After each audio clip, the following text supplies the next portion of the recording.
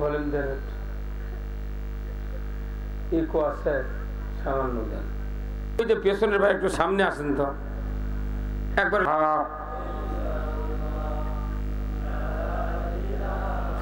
এতগুলা লোকেরা জোরে সবাই মুখ খোলেন না কেন?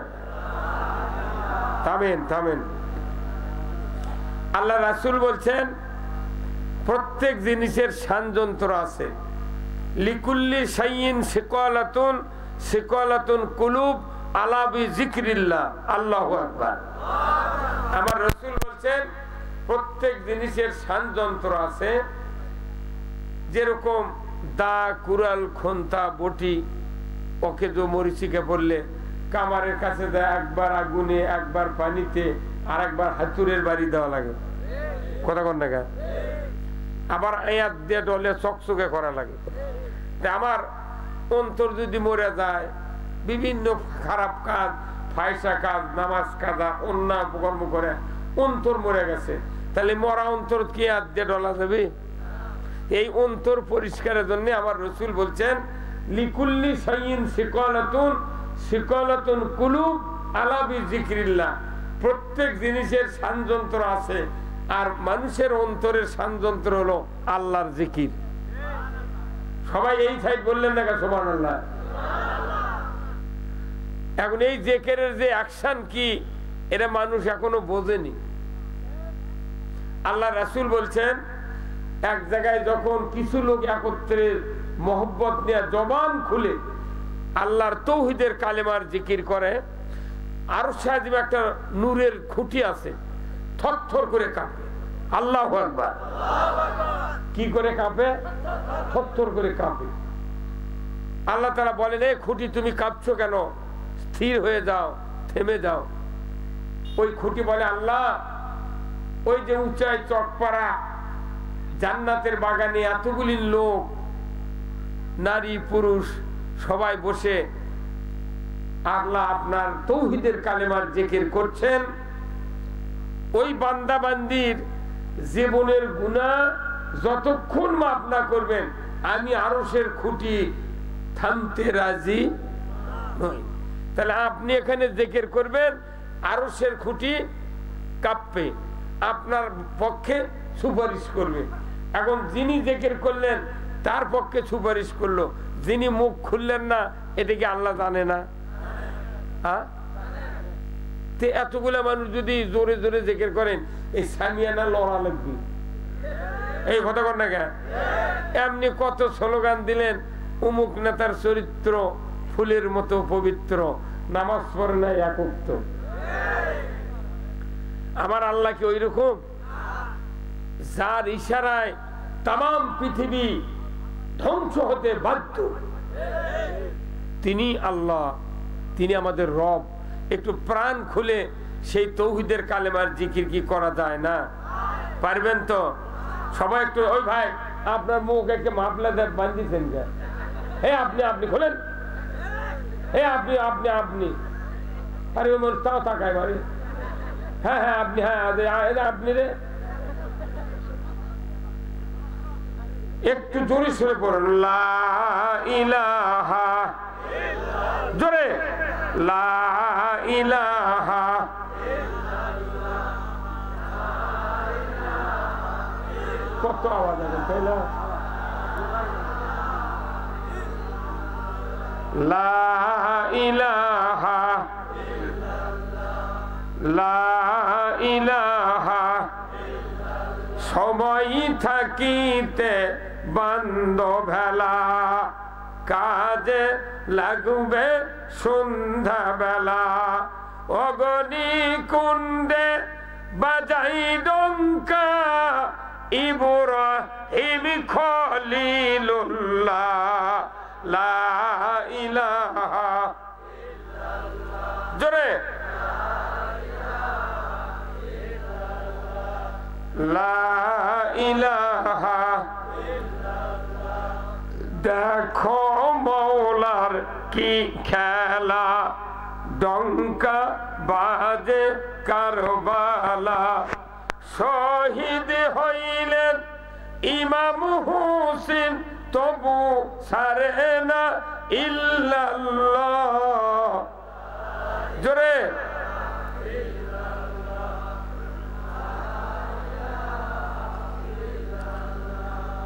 লা ইলাহা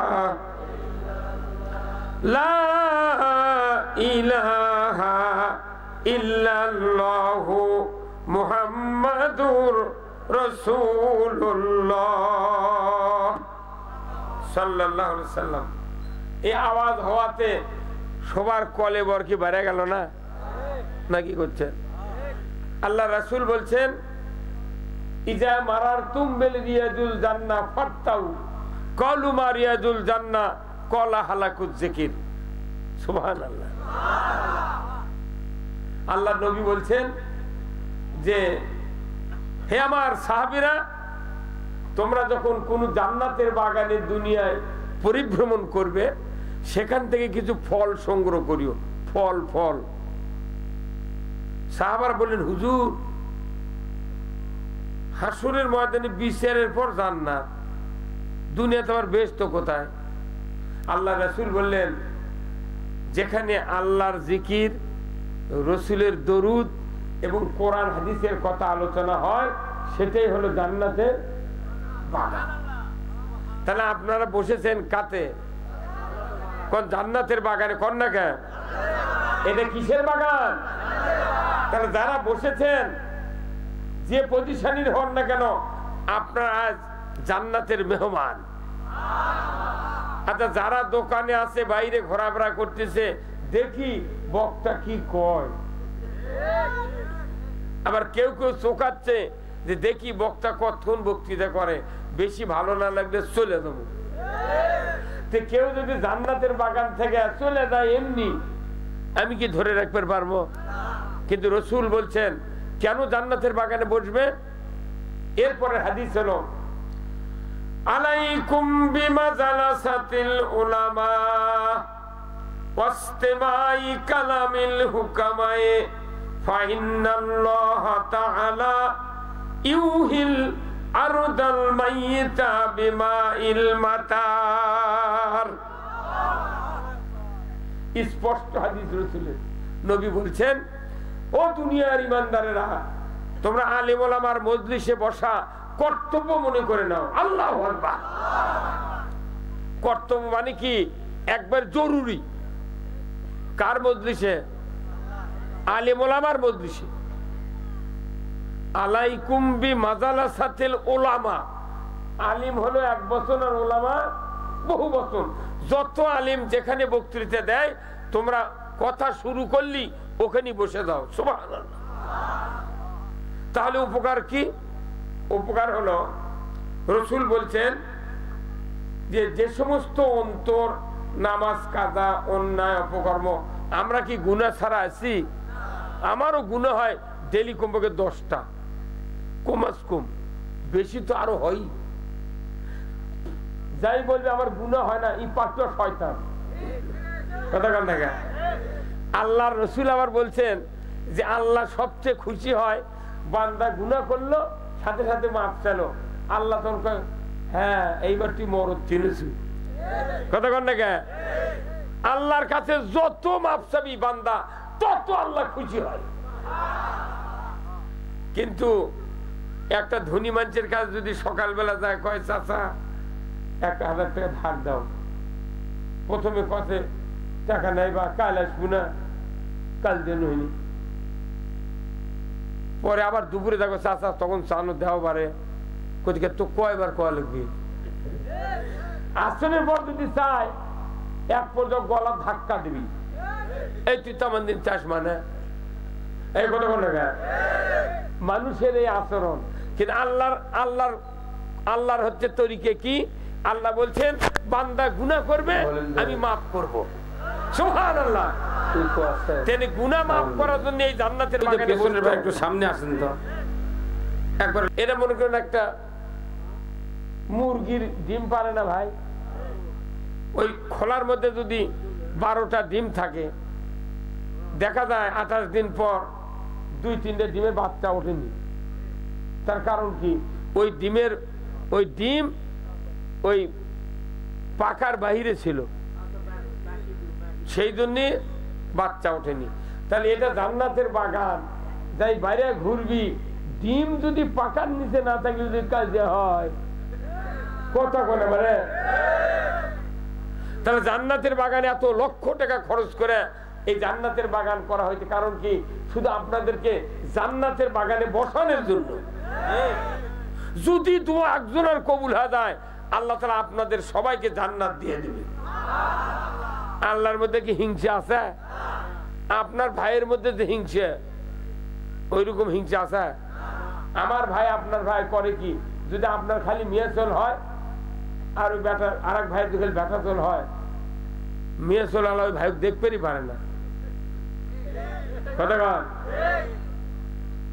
এক ভাই যদি করে খায় আর এক ভাই কয় বদমাইশ খালি ভি কিনে রে। কথা কথা গায়।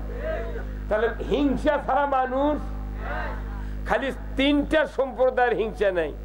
একটা হলো ওস্তা, ওস্তা চেনেন? তাই কি করে? সুন্নাত করে, খাতনা কাটে। যদি আর কোন হিংসা নেই। একটা আপনার নাতি হচ্ছে খাতনা করেছে, 500 টাকা দিয়েছেন, ওটি দোয়া করে দেন আল্লাহ আগামী বছর আর একটা বেটা তোলা। আর একজনের হিংসা নাই, সেটা হলো রেজিস্ট্রি অফিসের মোহরি। রেজিস্ট্রি অফিসের মোহরির হিংসা নাই, কারণ কি এই মোহরির কাছে আপনি আজ 3 বিঘার দলিল করলেন, ওটি ওই নিয়ত করে আল্লাহ ইদান আগামী 1 মাসের মধ্যে আরো 3 বিঘা দান কেনে। কিন্তু আপনার ভাইয়ের ঘুম নেই, গায়ের মানুষেরও ঘুম নেই। গায়ের মানুষ করছে বাপরে 5 বিঘি থেকে হরেন্দা ঠেকাতে রে ভেউ। কথা কর। হিংসা পরম একটা অপরাধ। কারো যদি হিংসা থাকে, সকালবেলা আপনি 1 বোঝা খের চুলের ভালো দানিয়ে রাখছেন, রাত্রে ভাত খাওয়ার শোয়ার সময় এত বড় একটা আগুনের আংটা যদি ওই খেরের বোঝার মধ্যে দিয়ে 400 বার সুবহানাল্লাহ কয়া যদি ঘরের মধ্যে শোন, সকালবেলা উঠে কি খের পাবেন? কি হবে? সুবহানাল্লাহর কাম বাজেনি, ওই খেরক বাঁচান। কথা বল। তার মানে কি আপনি যতই ইবাদত করেন, হিংসা যদি থাকে 1 জাররা পরিমাণ, আমি জান্নাতে যেতে পারবো না। তার হিংসা মুক্ত অবস্থায় মাহফিলে বসেন। বক্তৃতা শুরুর আগে কিছু তথ্য দিয়ে আপনাকে। আল্লাহ রসুল একদিন মসজিদে নববীতে বসে আছেন নামাজের পূর্ব মুহূর্তে। তখন আল্লাহ রসুলের ডান দিকে একটা জায়গা ফাঁকা। রসুল বলছেন, আমার সাহেবেরা তোমরা শোনো, এই জায়গার যে লোক বসবি সে জান্নাতি। জোরে বলা গেল সুবহানাল্লাহ। এই লোক কি? সবাই তখন রসুলের দিক তাকান বাদ দিয়ে খালি ওই জায়গার দিক থেকে আসবে। কে বসবি রে তিনি? আল্লাহু আকবার। কিছুক্ষণ পরে এক লোক এসে বসলো। সবাই আশ্চর্য হয়ে গেল, কে রে? এই লোক জান্নাতি নবী ঘোষণা দিল, মাথায় খারাপ রে কি? এখন কিছুক্ষণ পর নামাজ কালাম শেষ হয়ে গেল। আবার কয়েকদিন পর রসুল বললেন যে আমার বাম পাশে একটা জায়গা আছে, দেখছো তোমরা, এখানে যে লোক বসবে সেই লোক জান্নাতি। এইবার সাহাবারা চিন্তা করলেন যে দেখি এখন এটি আবার কে বসে। দেখা গেল যে ওই যে লোক ওই পার বসছিল ওই লোক বসছে। বেশ কিছুদিন পর রসুলের সামনে একটা জায়গা এরকম ফাঁকা। রসুল বললেন যে এই জায়গার যে বসবে সেই লোক আল্লাহর জান্নাত। কিছুক্ষণ পর ওই লোকে আবার দেখা যাচ্ছে। তাহলে একই লোক 3 দিন আল্লাহর নবী জান্নাতি ঘোষণা করলেন। ওই লোকটা কি কম ভাগ্য কন্যা কে? এমনি যদি আমাকে দেশত কেউ 10 বিঘা জমি কিনে 5 বিঘা আলু লাগায়, সলফল ভালো, বাড়ি ইটের দালান, কিছু কিছু লোক এসে কয় ওকে আল্লাহ ভালোবাসছে রে। কি কয় না? আল্লাহ ভালোবাসছে। এরা করে খালি আল্লাহ ভালোবাসছে, এরা করে খালি মানুষ বলতে দেখ আল্লাহ ভালোবাসছে। কথা ঠিক কিনা? তাহলে রসুলের জবান দেবার আছে এই লোক জান্নাতি। তাহলে এই লোকের চেয়ে ভাগ্যবান লোক আর কেউ আছি আমরা? একটা সাহাবী আব্দুল্লাহ ইবনে মাসউদ রাদিয়াল্লাহু তাআলা আনহু, উনি চিন্তা করছে তিন দিনই একই লোক জান্নাতি বললো, কারণ কি? এশার নামাজ পড়ে ওই সাহাবী চলে যাচ্ছে, আব্দুল্লাহ ইবনে মাসউদ তারই পেছনে পেছনে চলে যাচ্ছে, একটু দূরে দূরে, যাতে পেছন থেকে দেখতে না পারে। তখন তো আমাদের মতো কি কারেন্ট ছিল সৌদি আরবে? কারেন্ট নেই, মুম্বাই অন্ধকারের মধ্যে সাহাবারা গেছে। ওই সাহাবী বাড়ির ভেতর ঢুকছে, এই সাহাবী তার দরজা নক করছে, চলে যাচ্ছে, হুজুর কে আপনি? ও কি খবর? বলছে ভাই আমার বাড়িতে না সমস্যা, আমি আপনার বাড়ি 3 দিন থাকবো। থাকেন, আহলান সাহলান, আপনার সুখবর, আপনি থাকেন। একে বেড করে দিয়েছে, 3 দিন ওখানে আছে। ওই উনি নামাজ পড়ে, মসজিদে যান, উনিও যান, তাহাজ্জুদ পড়ে, এই করতে করতে 3 দিন পর বলতেছে ভাই আমি চলে যাব। তখন বলি যে আপনি কি জন্য এলেন, আবার যাবেন কে? থাকেন। তো বলছে না, আমার আসল কথা হলো কি, নবী যে 3 দিন বললো যে জান্নাতি, আপনার কি করেন আপনি? আপনিও যা করলেন আমিও তো তাই করি। কতক্ষণ দেখা আপনার জান্নাতি 3 দিন বললো, কি বেশি আমল করেন কোন? তো বলছি যে ভাই আমি বলবো না, রসুল বলবি। সেটা কি মরদ দেখেন। ওই সাহাবী বলছে তাহলে আপনি মসজিদে নববী চলেন, রসুলের মুখ দিয়ে শোনেন, আমি বললে আমার না সমস্যাই তো। কথা ঠিক কিনা? যদি অহংকার পয়দা হয়। উনি তখন গেলেন, রসুলকে বললেন হুজুর আমাকে আপনি 3 দিন জান্নাতি বলছেন, ঘোষণা করছেন, এই লোকটা আমাকে দেখার জন্য 3 দিন আমার বাড়িতে গেছিল, তা আপনি না বলে দেন তো কি জন্য আপনি জান্নাতি ঘোষণা করলেন? তখন বলছে আমার সাহাবীরা তোমরা শোনো, এটা কোনো প্রত্যেক ইমানদারের ভেতরে এই গুণ যদি থাকে, আল্লাহ আপনাকেও জান্নাত দিয়ে দিবে, যেহেতু ওই আল্লাহ তো। কথা কনে খালি রসুল বিদায় হয়ে গেছে, কিন্তু কথা কিয়ামত পর্যন্ত। আচ্ছা কোন তো ২৭ গাছ কেউ লাগাছে, ২৭ গাছের পাতার যে আকশান কিয়ামত পর্যন্ত থাকবি, কোন দিন কমবি? তে রসুলের কথা আল্লাহর কাজ ২৭ মতো, কোনদিন অ্যাকশন নষ্ট হবে না। আল্লাহু আকবার। রসুল তখন বলছেন যে এই লোকটাকে জান্নাতি বলছি আমি এই জন্যে, এই লোকটা সারাদিন আল্লাহর কাজ করে, রসুলের কাজ করে, সংসার করে, বিভিন্ন মানুষ কালেমা পড়ার জন্য, ইমানের দাওয়াত দেওয়ার জন্য, কেউ গালমন্দ করে, কেউ অপমান করে, কেউ মারবার চায়, কত গ্লানি এর উপর দিয়ে চলে যায়। তো এই লোকটার একটা আমল হলো, ই রাত্রে নামাজ পড়ে দেয়, ভাত টাত খায়, শোয়ার সময় আল্লাহ বলে আল্লাহ আমার সাথে যাই বিদ্রুপ ঠাট্টা আমার উপর যাই অন্য অবিচার করছে, আমি 1 সেকেন্ডের মধ্যে তাদের সবাইকে আমি মাফ করে দিলাম। এই লোকটা মাফ করে দিয়ে খালি বিছনায় শুয়ে পড়ে, এর আর কোনো টেনশন থাকে না। কতক্ষণ? এটা কি কম আমল? এই মেলা মানুষ সমাজে আছে যার সাথে মামলা হচ্ছে, পারিবারিক গন্ডগোল, গায়ের মেঝেতে গন্ডগোল, সামাসামি, যেগুলা স্বামীর নেতা, এরকে রাত্রে ঘুমই হয় না, এর ঘুমের মধ্যে বুদ্ধি গোছায় বিপদ ফালানের। হ্যাঁ কথা কর, এই জান্নাতের চোখ আর দেখতে পাবে না। আর গরিব মানুষ খালি যদি কয় আল্লাহ আমি সব মাফ করে দিলাম, তুমি ওনাকে মাফ করে দাও, সাথে সাথে আল্লাহ রসুল বলছেন ওই ব্যক্তির তামাম জীবনের গুণ আল্লাহ মাফ করে দেন। সেই জান্নাতের বাগানে বসছেন আপনারা, যারা বসেনি কাল আমাকে স্বপ্নে দেখা লিখবে ওর ফিরে। একটা মানুষের দোয়া যদি কবুল হয়, এতগুলা মানুষের সব গুণ আল্লাহ মাফ করে দেন। এইভাবে ইটা খাড়া করেন না আপনারা। এটি থেকে যদি 100টা ইট আমি সোজা করে সমান জায়গা খাড়া করি, আমি তো খালি 1 ইটা ফেলে দিই এইভাবে, কি ওই 100 নাম্বারও ভরে দেবি। একজনের খালি দোয়া কবুল হলে সব জান্নাতি। এই বিশ্বাস থাকা লাগি ময়না, বিশ্বাস তাই থেকে বাংলাদেশের মানুষ ভালো হচ্ছে না। আপনাকে বিশ্বাস করতে রাজি আছেন? কারা কারা দুহাত তুলে দেখান। লিল্লাহে তাকবীর, নারায়ে তাকবীর।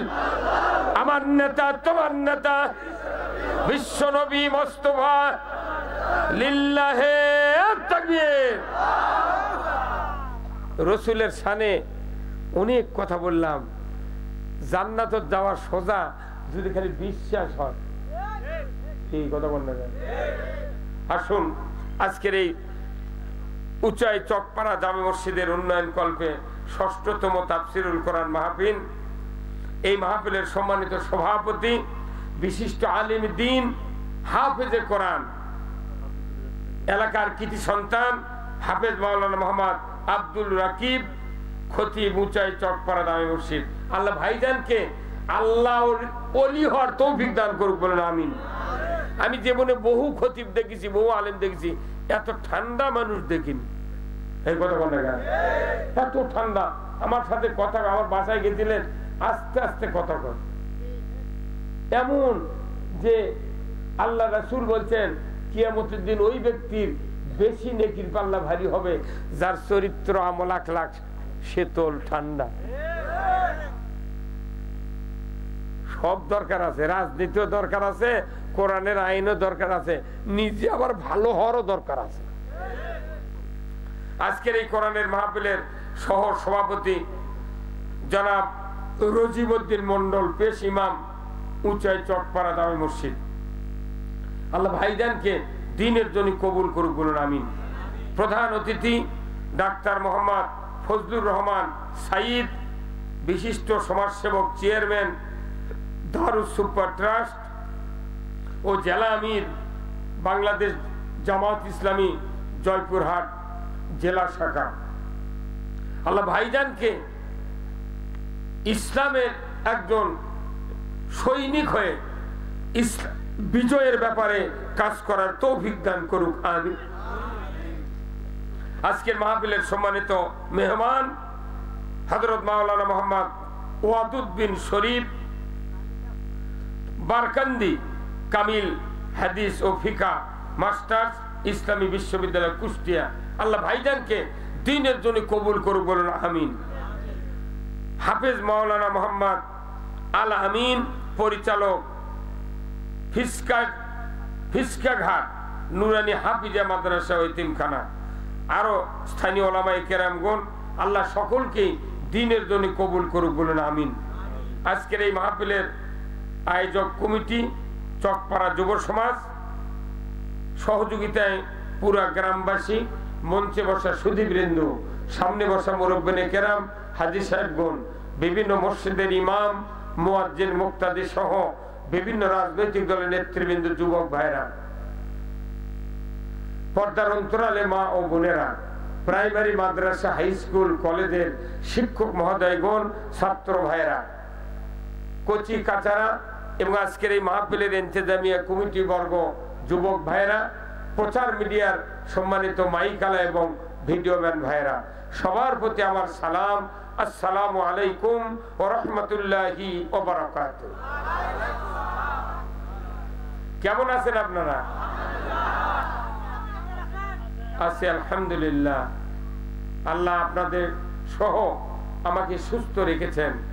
কত মানুষ হাসপাতালে চিকিৎসাধীন আছে, কারো রক্ত পরীক্ষা হচ্ছে, কারো ডায়াগনস্টিক সেন্টারে হার্ট অপারেশন হচ্ছে, কত কিডনি গেছে, কত রক্ত শেষ, কত শরীরের রগ রেশার কষ্ট করতেছে। কোনো টেনশন ছাড়া আল্লাহ আমাদেরকে জান্নাতে বাগানে বসার তৌফিক দিয়েছেন, জোরে বলেন আমিন।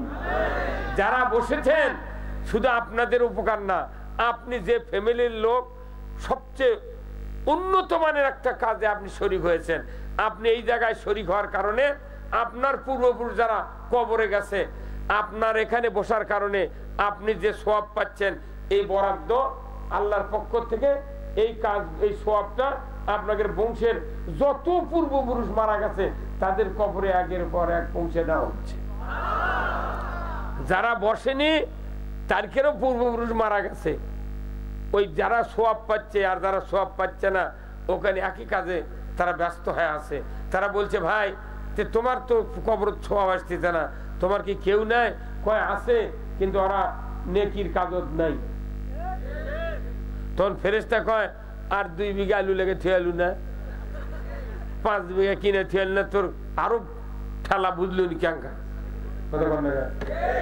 আল্লাহ রাসূল বলছেন ইজা মাতাল ইনসানু ইনকাতা আনহু আমালু ইল্লা মিন সালাসাতিন ইল্লা মিন সাদাকাতিন জারিয়াতিন আও ইলমুহু ইয়ানদু বিহিন নাস আও ওয়ালাদুন সালিহ ইয়াদু লাহু যখন আল্লাহু আকবার। মানুষ মরে যাবে, সমস্ত আমল বন্ধ, তিনটা আমল থাকবে জারি। এক নাম্বার মসজিদ, মাদ্রাসা, স্কুল, কলেজ, রাস্তাঘাট, কালভার্ট, ব্রিজ, বৃক্ষরোপণ, এই কয়েকটি হলো সদকায়ে জারিয়া। আর দুই নম্বর হলো এই যে যতগুলি কথা আমি বললাম এই শুরুর থেকে, এই কথাগুলি যদি কাল থেকে মানুষকে প্রথম বলবেন আপনার স্ত্রী পাশের একটা মহিলাকে পরের দিন সকালে বলবে, উনি আবার যদি এগুলো বলতে থাকেন, বলতে বলতে যদি 1 কোটি মানুষ যদি কিয়ামত পর্যন্ত আপনার এই কথা পৌঁছাতেই থাকে, 1 কোটি মানুষের যে সওয়াব হবে আপনার আমলনামায় সেই সওয়াব আল্লাহ দিয়ে দিবে। কিন্তু আপনার ওই যারা বললো তার কি সওয়াবেরও ঘাটতি হবে না, ওনাদেরকে সওয়াব দিবে, আপনাকে সওয়াব দেবে। এত বড় অফার দেওয়ার কেউ আছে? হ্যাঁ, সে আল্লাহর জিকির করবে কোন পয়লাবারে একের কথা বলেন না। আহা ইস, আল্লাহর নামের জিকির যারা জোরে জোরে করে আল্লাহ তাদেরকে প্রিয় বান্দার তালিকার নাম লিখে দেয়। ভাইরা আমার, আজ থেকে 1500 বছর আগে আল্লাহর নবী মক্কাতে জন্মিলেন। জন্মগ্রহণের পর ওনার বয়স যখন 6 বছর, দাদাকে বলেন, দাদা আমার আব্বা কোথায়? মাকে বলে, মা আমার আব্বা কোথায়? আমিনা রাসূলের মায়ের নাম, চক্ষু দিয়া পানি দরদর করে ছেড়ে দেয়, বলে, বেটা মুহাম্মদ, তোমার বাবা, তুমি যখন আমার পেটে 6 মাস বয়স, তোমার বাবা ব্যবসার জন্য সিরিয়াত গিয়েছিলেন। সিরিয়াত থেকে আসার রাস্তায় মক্কা মদিনার মাঝখানে আবওয়া নামক জায়গা, ওই জায়গায় লো হাওয়াতে ইন্তেকাল করেছেন, ওই জায়গায় তার কবর আছে। তোমার বাবা মৃত্যুর 6 মাস 4 মাস আগে দুনিয়াতে বিদায় হয়েছে। আল্লাহর নবীর বয়স 6 বছর। মা কি বললেন, মা বাবার কবরে যাব, জিয়ারত করব, চলুন। উম্মে আইমান দাসী আর মুহাম্মদ সাল্লাল্লাহু আলাইহি ওয়াসাল্লাম তিনি ছোট্ট শিশু 6 বছরের, মাকে নিয়ে আবওয়া নামক জায়গায় উটের পিঠে উঠলেন। আব্দুল মুত্তালিব দাদা বলে, এ উম্মে আইমান, আমার পুত্রবধূ নাতিকে তুমি নিয়ে যাচ্ছ, আবার সশরীরে বাড়িতে ফিরে এসো, দোয়া করি। কিন্তু দেখা গেল বাবার কবর জিয়ারত করতে গিয়া তার জন্ম দুঃখিনী মাকে দাফন করতে এসে হলো, কথা ঠিক কিনা? দাসীর সাথে চলে আসলেন শিশু মুহাম্মদ। দাদা বললেন, ভাই রে, মাকে কোথায় রেখে আসলি? মার কথা শোনা মাত্রই শিশু মুহাম্মদ কাঁদা শুরু করে দিলেন। বলেন, দাদা যে জায়গায় বাবার জিয়ারতে গিয়েছিলাম ওই জায়গায় মা দুনিয়া থেকে বিদায় হয়েছে। 6 মাস বয়স পেটে বাবা নাই, 6 বছর বয়সে মা হারালেন, 7 বছর বয়সে দাদা হারালেন। আপনজন 3 জন, 3 জনই দুনিয়ার থেকে বিদায় হয়ে নবী জনমের মতো এতিম হয়ে গেলেন। কেউ নাই, শুধু চাচা আছে, চাচারা আছেন, কিন্তু কিছু চাচা বিরুদ্ধে, কিছু চাচা পক্ষে থাকলেন, কথা ঠিক কিনা? আস্তে আস্তে বড় হয়, 17-18 বছর বয়স। হঠাৎ করে মক্কাতে এত দুর্ভিক্ষ দেখা দেয়। এই দুর্ভিক্ষ যখন দেখা দিল, আবু তালেব তার কলিজার টুকরার সন্তান হযরত আলীকে বিছানায় রাখেন না, কিন্তু মুহাম্মদ সাল্লাল্লাহু আলাইহি ওয়াসাল্লামকে ছোট্ট বাচ্চা কোলের ভেতরে করে শোয়ায় রাখেন।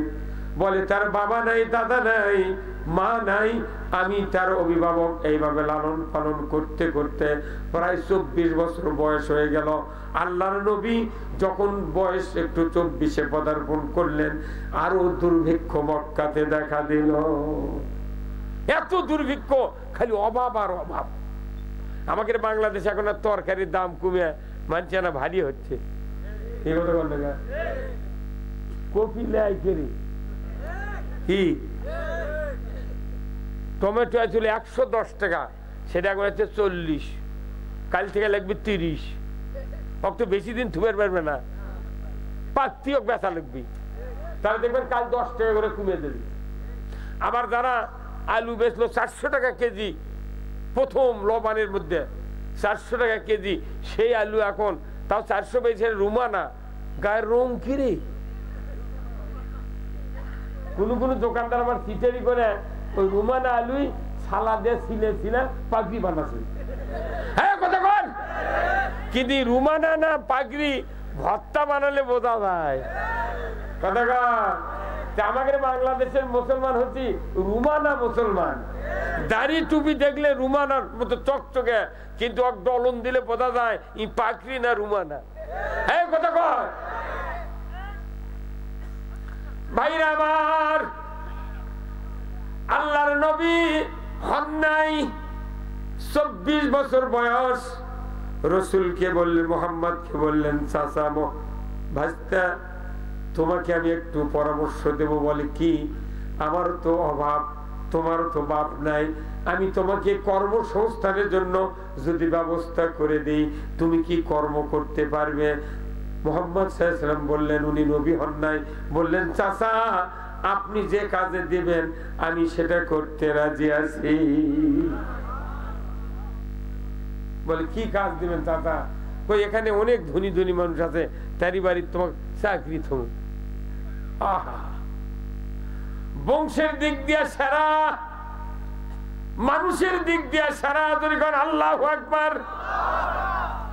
বংশ কুরাইশ, আলামিন বিশ্বাসী, চরিত্রবান এমন একজন যুবক, অভাবের তাড়নায় চাচা বলছে, ভাতিজা তোমাকে রাখালির চাকরি ঠিক করেছি, যদি তুমি করো আগামীকাল তোমাকে ওই জায়গায় নিয়োগ দিয়ে দেব। মুহাম্মদ বললেন, চাচা কার বাড়ি সেটা? বলে মক্কাতে 7 জন ধনী মানুষ, তার ভেতরে 3 নাম্বার ধনী হযরত খাদিজা। মিয়া মানুষের বাড়ি, এক স্বামী তালাক দিয়েছে আর এক স্বামী মরে গেছে, সেই বিধবা মানুষের কাছে ওই রসুল চাকরি তুলছে। আল্লাহর নবী বললেন, উনি তখন নবী হন নাই। মুহাম্মদ বললেন, চাচা রেডি, আমি যেখানেই থুবেন সেখানেই থাকবো। আল্লাহু আকবার। চাকরি জয়েন করলেন। যেদিন থেকে জয়েন করলেন খাদিজার বাসায়, সেই দিন থেকে দুম্বার বাচ্চা 2টা হয়, ছাগলের দুধ বাড়ে, উটের দুধ বাড়ে, ব্যবসার উন্নতি হয়। হতে হতে মুহাম্মদ সাল্লাল্লাহু আলাইহি সাল্লামের যৌবন বয়স 25-এ পদার্পণ করে। 24 থেকে 1 বছর হয়ে গেল চাকরি। চৌধুরী মানুষের বেটার যদি চাকরি হয় মন্ডলের বাড়ি, তাহলে ওই বেটার কি মকত কি আর জোর থাকে? কি রে, চৌধুরী বেটার চাকরি লেগেছে মন্ডলের বাড়ি, মরে যাওয়া ভালো। কি কথা কন না গা? কুরাইশ বংশ, সেরা বংশ, সেই বংশের একজন সত্যবাদী সন্তান, তাই চাকরি লাগছে খাদিজার বাড়ি। এটা কি আমরা হলে তো মরে গেল হনি, তাও চাকরি করবো না। গার্মেন্টসের যা চাকরি লাগবো না, রিক্সা চালাবো ঢাকার, যা দেশের মানুষ যারা মোবাইল করলে কমো, আমি ঢাকাতে একটা কোম্পানিতে আছি।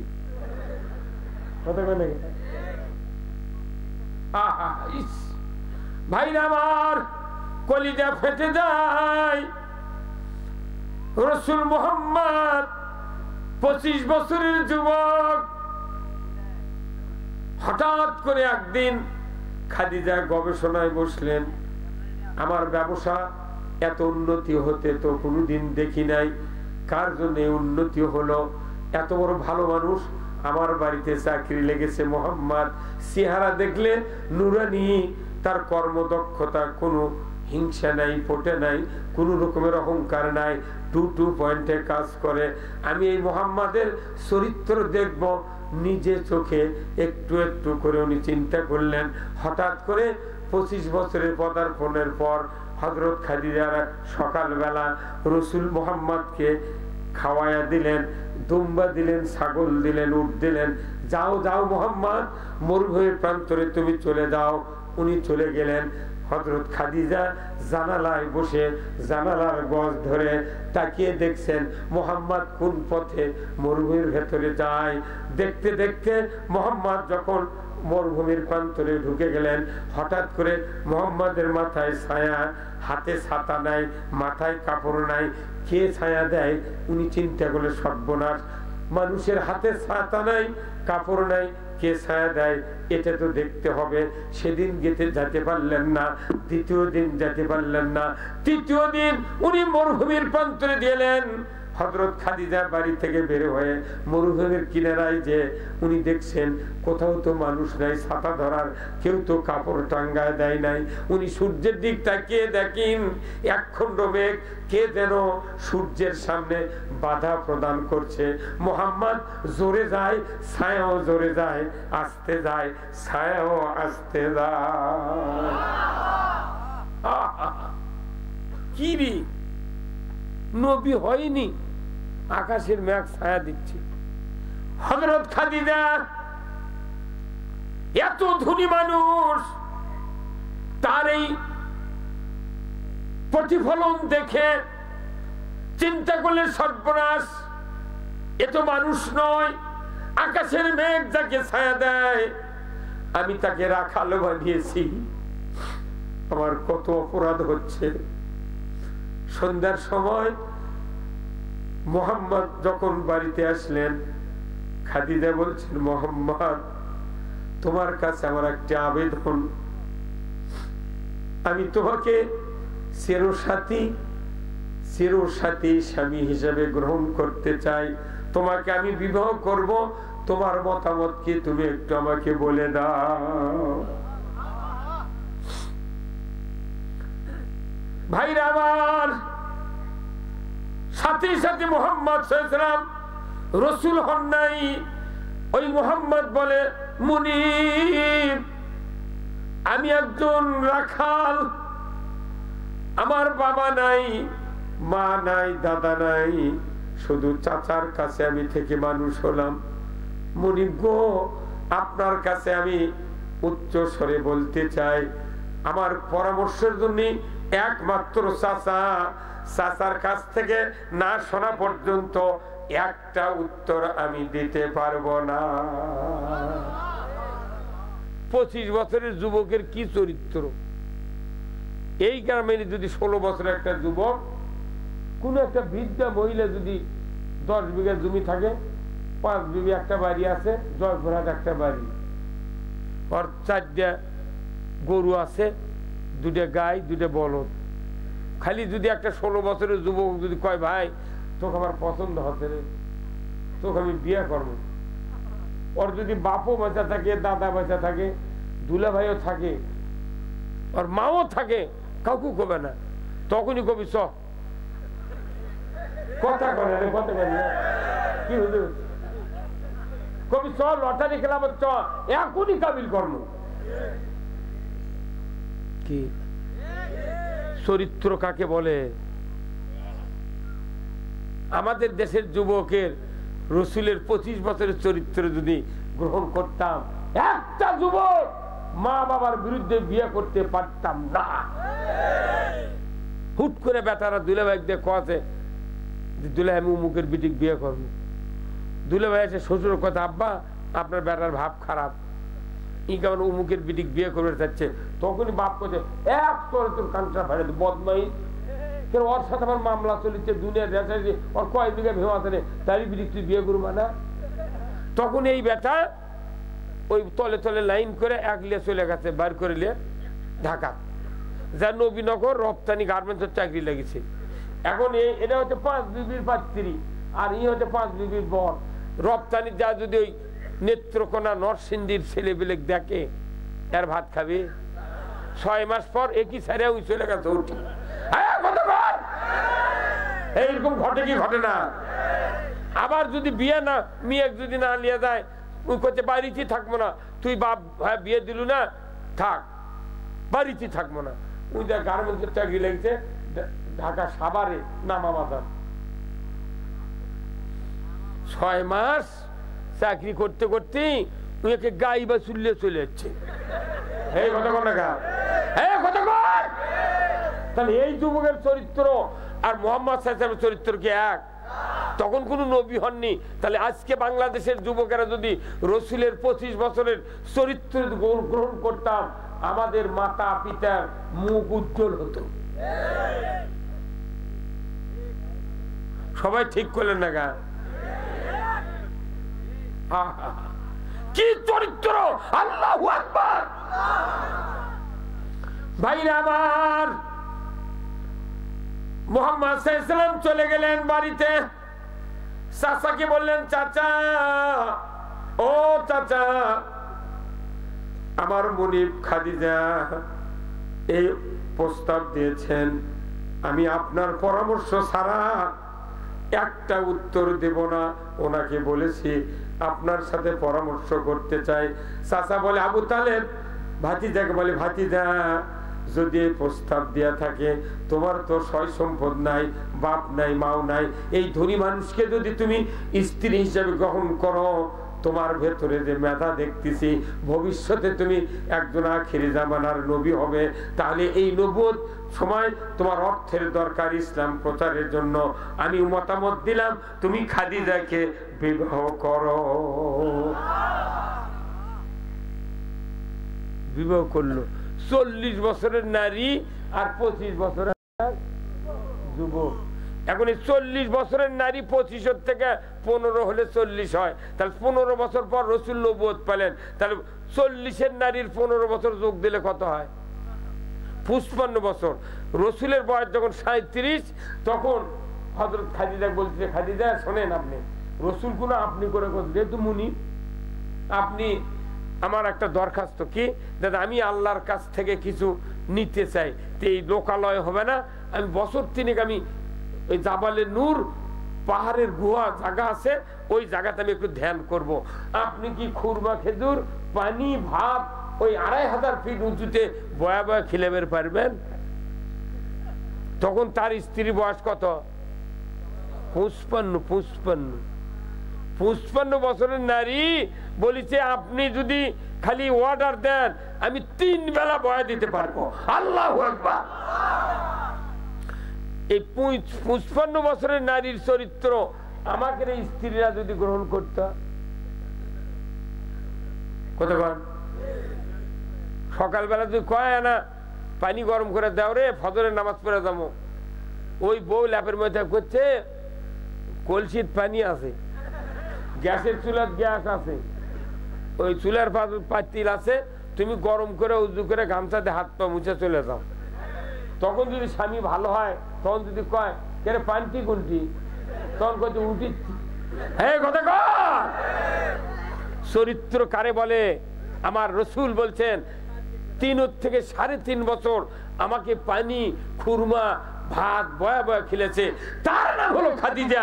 আল্লাহু আকবার। আমার রসুল বলছেন, যদি স্বামী যদি সেজদা যদি দেওয়া লাগতো স্বামীর পায়ে, তাহলে এই হুকুম যদি দেওয়া লাগতো, তাহলে স্বামীর পায়ে আল্লাহ ওই সেজদা দিবার বলতো, এত দাম স্বামীর। কিন্তু আল্লাহ তো তা বলেননি। তাহলে এই স্বামীর সাথে স্ত্রীর বেশিরভাগ বাংলাদেশের বইয়ের সাথে স্বামীর মিল নেই। যতই ঢকি হোক, যতই ফর্সা হোক, যতই দেখতে শুনতে ভালো হোক, চরিত্র ভালো, তাও আর মন ভরে না। ওই খালি ওই দেখে দেখে বেড়ায়। নিজের বউ এত ভালো, তাও মানুষের বউ এতই কথা, খালি কর্কশ কথা, এই তো কি হতে কেউ শিখায়। আর ওটি মানুষের বউ করছে, সালাম আলাইকুম, ভাই ভালো আছেন? এই কথা বলেন না। আপনি মেম্বারও ভালোবাসেন পায়খানার পাট পাওয়ার জন্য, চেয়ারম্যানও ভালোবাসেন বিচারের রায় আপনার পক্ষে নেওয়ার জন্য, আর এমপি ভালোবাসেন নিজের সন্তানের চাকরির জন্য। আর আমার রাসূল বলছেন যে তুমি স্ত্রী ভালোবাসো যাতে করে আল্লাহ তোমাকে জান্নাত দেয়।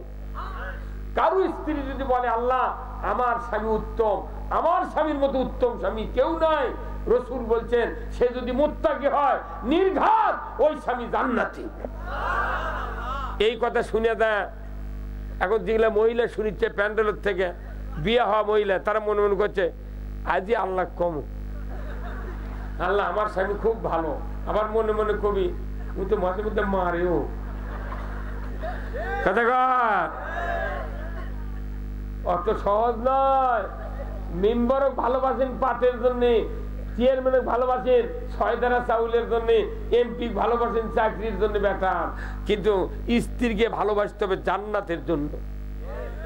আমার নবী বলেছেন দুনিয়ার কোন স্ত্রী স্বামীর সাথে ভালো আচরণ, স্বামী স্ত্রীর সাথে ভালো আচরণ করলো, খুশি হইয়া যদি তাহাজ্জুদ পড়ে সব সময় যদি মোনাজাত করে, দোয়া করে আল্লাহ আমার স্বামীর মতো স্বামী আর কারো নাই, নবীজি বলেছেন নির্ঘাত স্ত্রীর সুপারিশে ওই স্বামী জান্নাতি।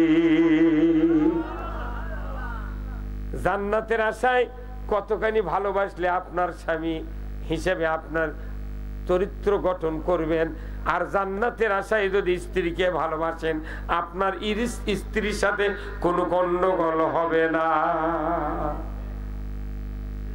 স্ত্রীর কত দাম জানেন? এখন চাকরির জন্য দরখাস্ত করতে কয় যে চেয়ারম্যানের সার্টিফিকেট নাও, ওই নামাজ পড়ে না কিছু করে না, চেয়ারম্যান লিখে দিচ্ছে সৎ যোগ্য চরিত্রবান।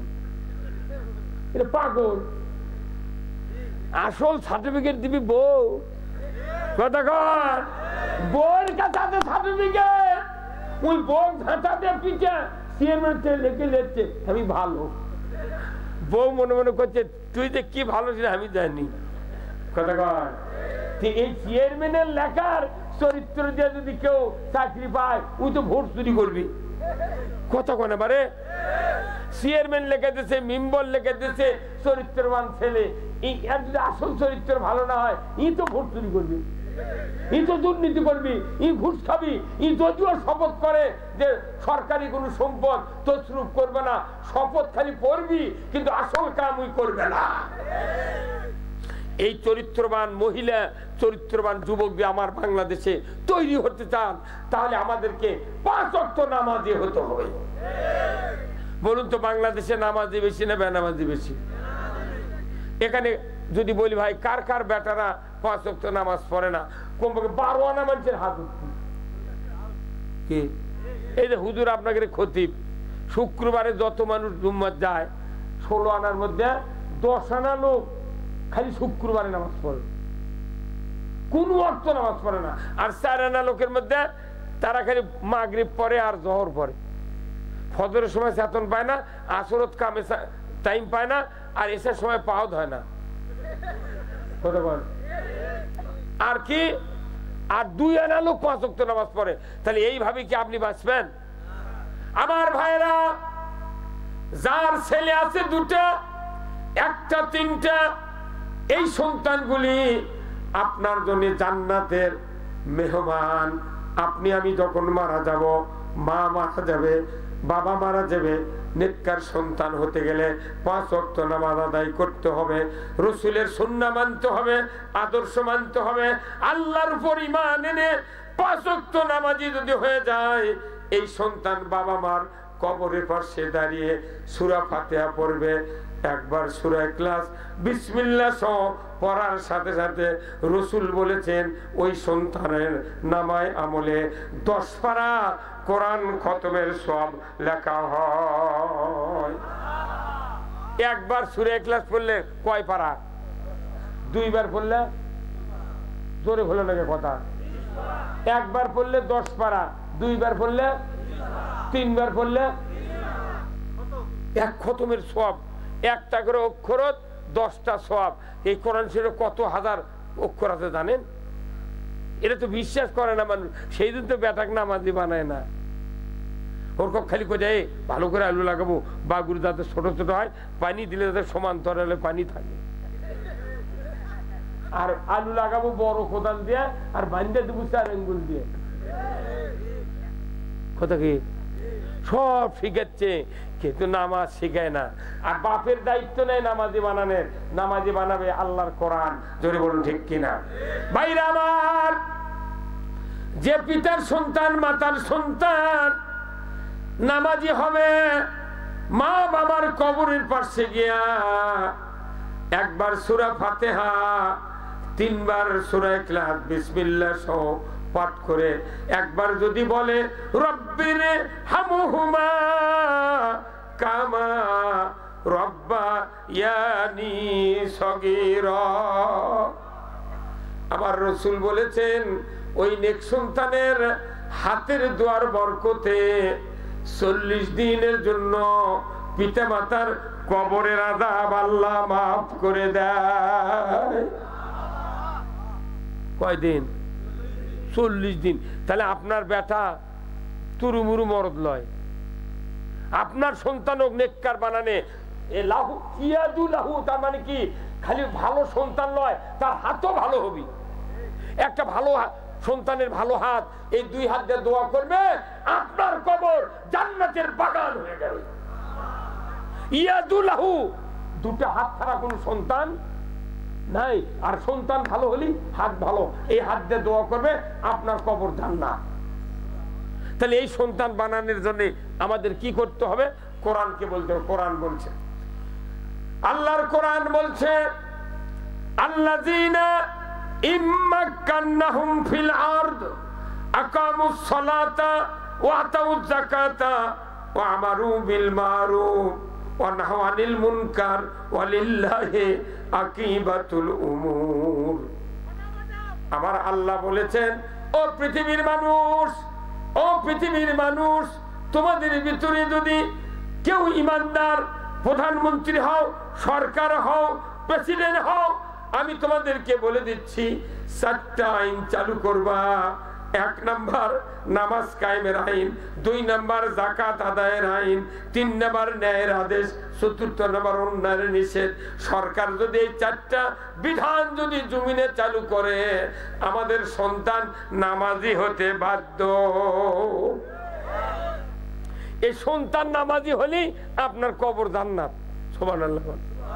যে সন্তান নামাজি বানানোর কারণ টেনশন নাই, খালি বাপ মরার আগে পাঁচবা আমি যখন মরে যাবো মাইকিং করবো, 20,000 মানুষ গোছাবো, তাহলে মানুষ কবি ওর উমুকের জানাজার প্রচুর লোক। কিন্তু 20,000 লোকের 12 আনায় নামাজ পড়ে না। আর আপনার 2 বেটার 4 হাত, 3 বেটার 6 হাত। আমার রাসূল বলছেন এই 3 বেটার 6 হাতের দাম কোটি কোটি টাকা। এই এই এই নিজের সন্তানের এই হাতগুলা ভালো বানান লাগবে আগে, তারই জন্য মসজিদ। কথা ঠিক কিনা? আচ্ছা কোন তো বাপে বাপ বেটাক ডাকিলে জুম্মত গেছেন, কারা কারা হাত তোলেন তো? কারু বেটা নেই বোধহয় না। আপনি যদি 3টে বেটা থাকে 10 বছর থেকে 7 বছর থেকে হাত ধরে নিয়ে দেবেন, তাহলে আপনার কি হবে? এই মসজিদে যখন যাবেন তখন আপনার গ্রামের লোক মনে করবি, ইস কি লোক রে, বাপ বেটা মসজিদে যাচ্ছে, আপনার দিক থেকে থাকবি। কতক্ষণ টাকা? তাহলে আগামী কাল থেকে যার বাড়ি যেখানেই নিজের সন্তান থাকলে হাত ধরে ডেকে ডেকে মসজিদে নিয়ে দেবেন। আপনার 3 বাপ বেটা হাত তোলেন, আল্লাহর দরবারে দোয়া কবুল হয়ে যাবে। ভাইরা আমার, এই মসজিদ ছাড়া মানুষ ভালো করা সম্ভব? মসজিদ হলো কার ঘর? আল্লাহর ঘর। ওই মসজিদ এত দামি জায়গা। মসজিদ হলো মানুষ তৈরির কারখানা, আর রাইস মিল হলো চাউল তৈরির কারখানা। ধরে বলুন ঠিক কিনা? হলারে ধান দিলে চাউল হয়, মসজিদের মানুষ গেলে মনুষ্যত্ব লাভ করে। জোরে বলুন ঠিক কিনা? নামাজিরও নামাজ মিঠা, মুসল্লির মিঠা ওযু, বেনামাজির গান মিঠা, সুরের মিঠা কসু। সুর ছেড়ে দিলে গায়ের মধ্যে খালি কচুর আনার যায়, গোড়া উঠে উঠে কসমস করে খায়। আর যত বেনামাজি হবি এরকে গান খালি মধু। অনুরোধ করছি সন্তানদেরকে নামাজি বানান। বক্তৃতা শুনে লাভ হবে না। আপনার সন্তানের পেছনে নামাজি বানালে আপনার ওই সন্তানের দোয়ায় আপনি জান্নাতে যাবেন, কারো দোয়া লাগবে না।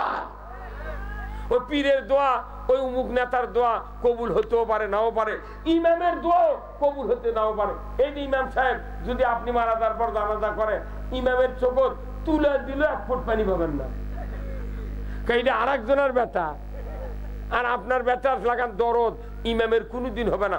5 মিনিটের মধ্যে জানাজা শেষ করে সালাম রাহমাতুল্লাহ সালাম রাহমাতুল্লাহ, ওরা কি আমার বাপ, তাই জন্য অত টাইম লাগান লাগবে? কিন্তু নিজের সন্তান যদি জানাজা করে, রসুল বলছেন 1 ফোঁটা চোখের পানি যদি মাছির মাথার মতো নাকের দিকে গড়াতে পারে, আমার রসুল বলছেন সাথে সাথে খাটনির উপরই পিতা মাতার জীবনের সব গুণ আল্লাহ মাফ করে দেবে।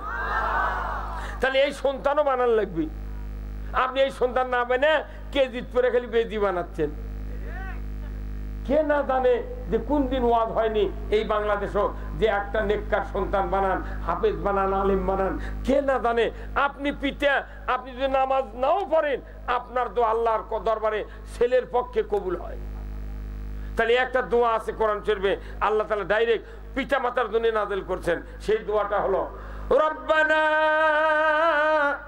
হাবলানা মিন আজওয়াজিনা ওয়া যুররিয়াতিনা কুররাতা আয়ুনিন ওয়াজআলনা লিল মুত্তাকিনা ইমামা।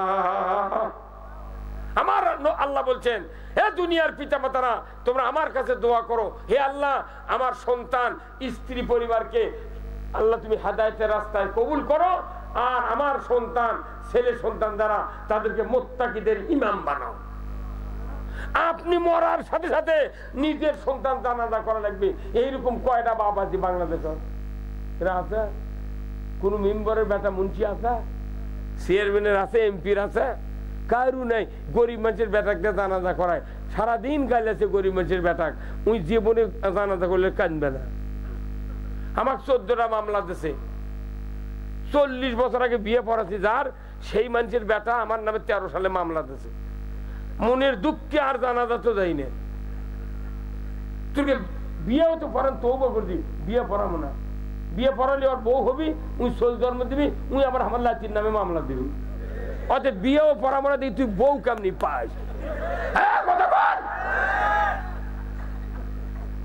তাহলে আপনার সন্তানও নামাজি বানান লাগবি, মুত্তাকি বানান লাগবি, হাফেজ বানান লাগবি, মৌলবি বানান লাগবি, মুত্তাকিদের ইমাম বানাতে হবে।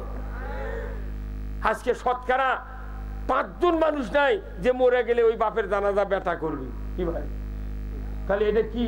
এটা কম লসে আছি আমরা? আহা ইস।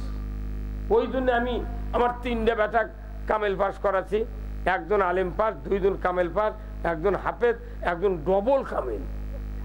গায়ের কেউ যদি আমাকে মাটি না দেয়, ওই এক জামায় আর এই 3 বেটা দিয়ে খাট নিলে যা নেমে দেবো।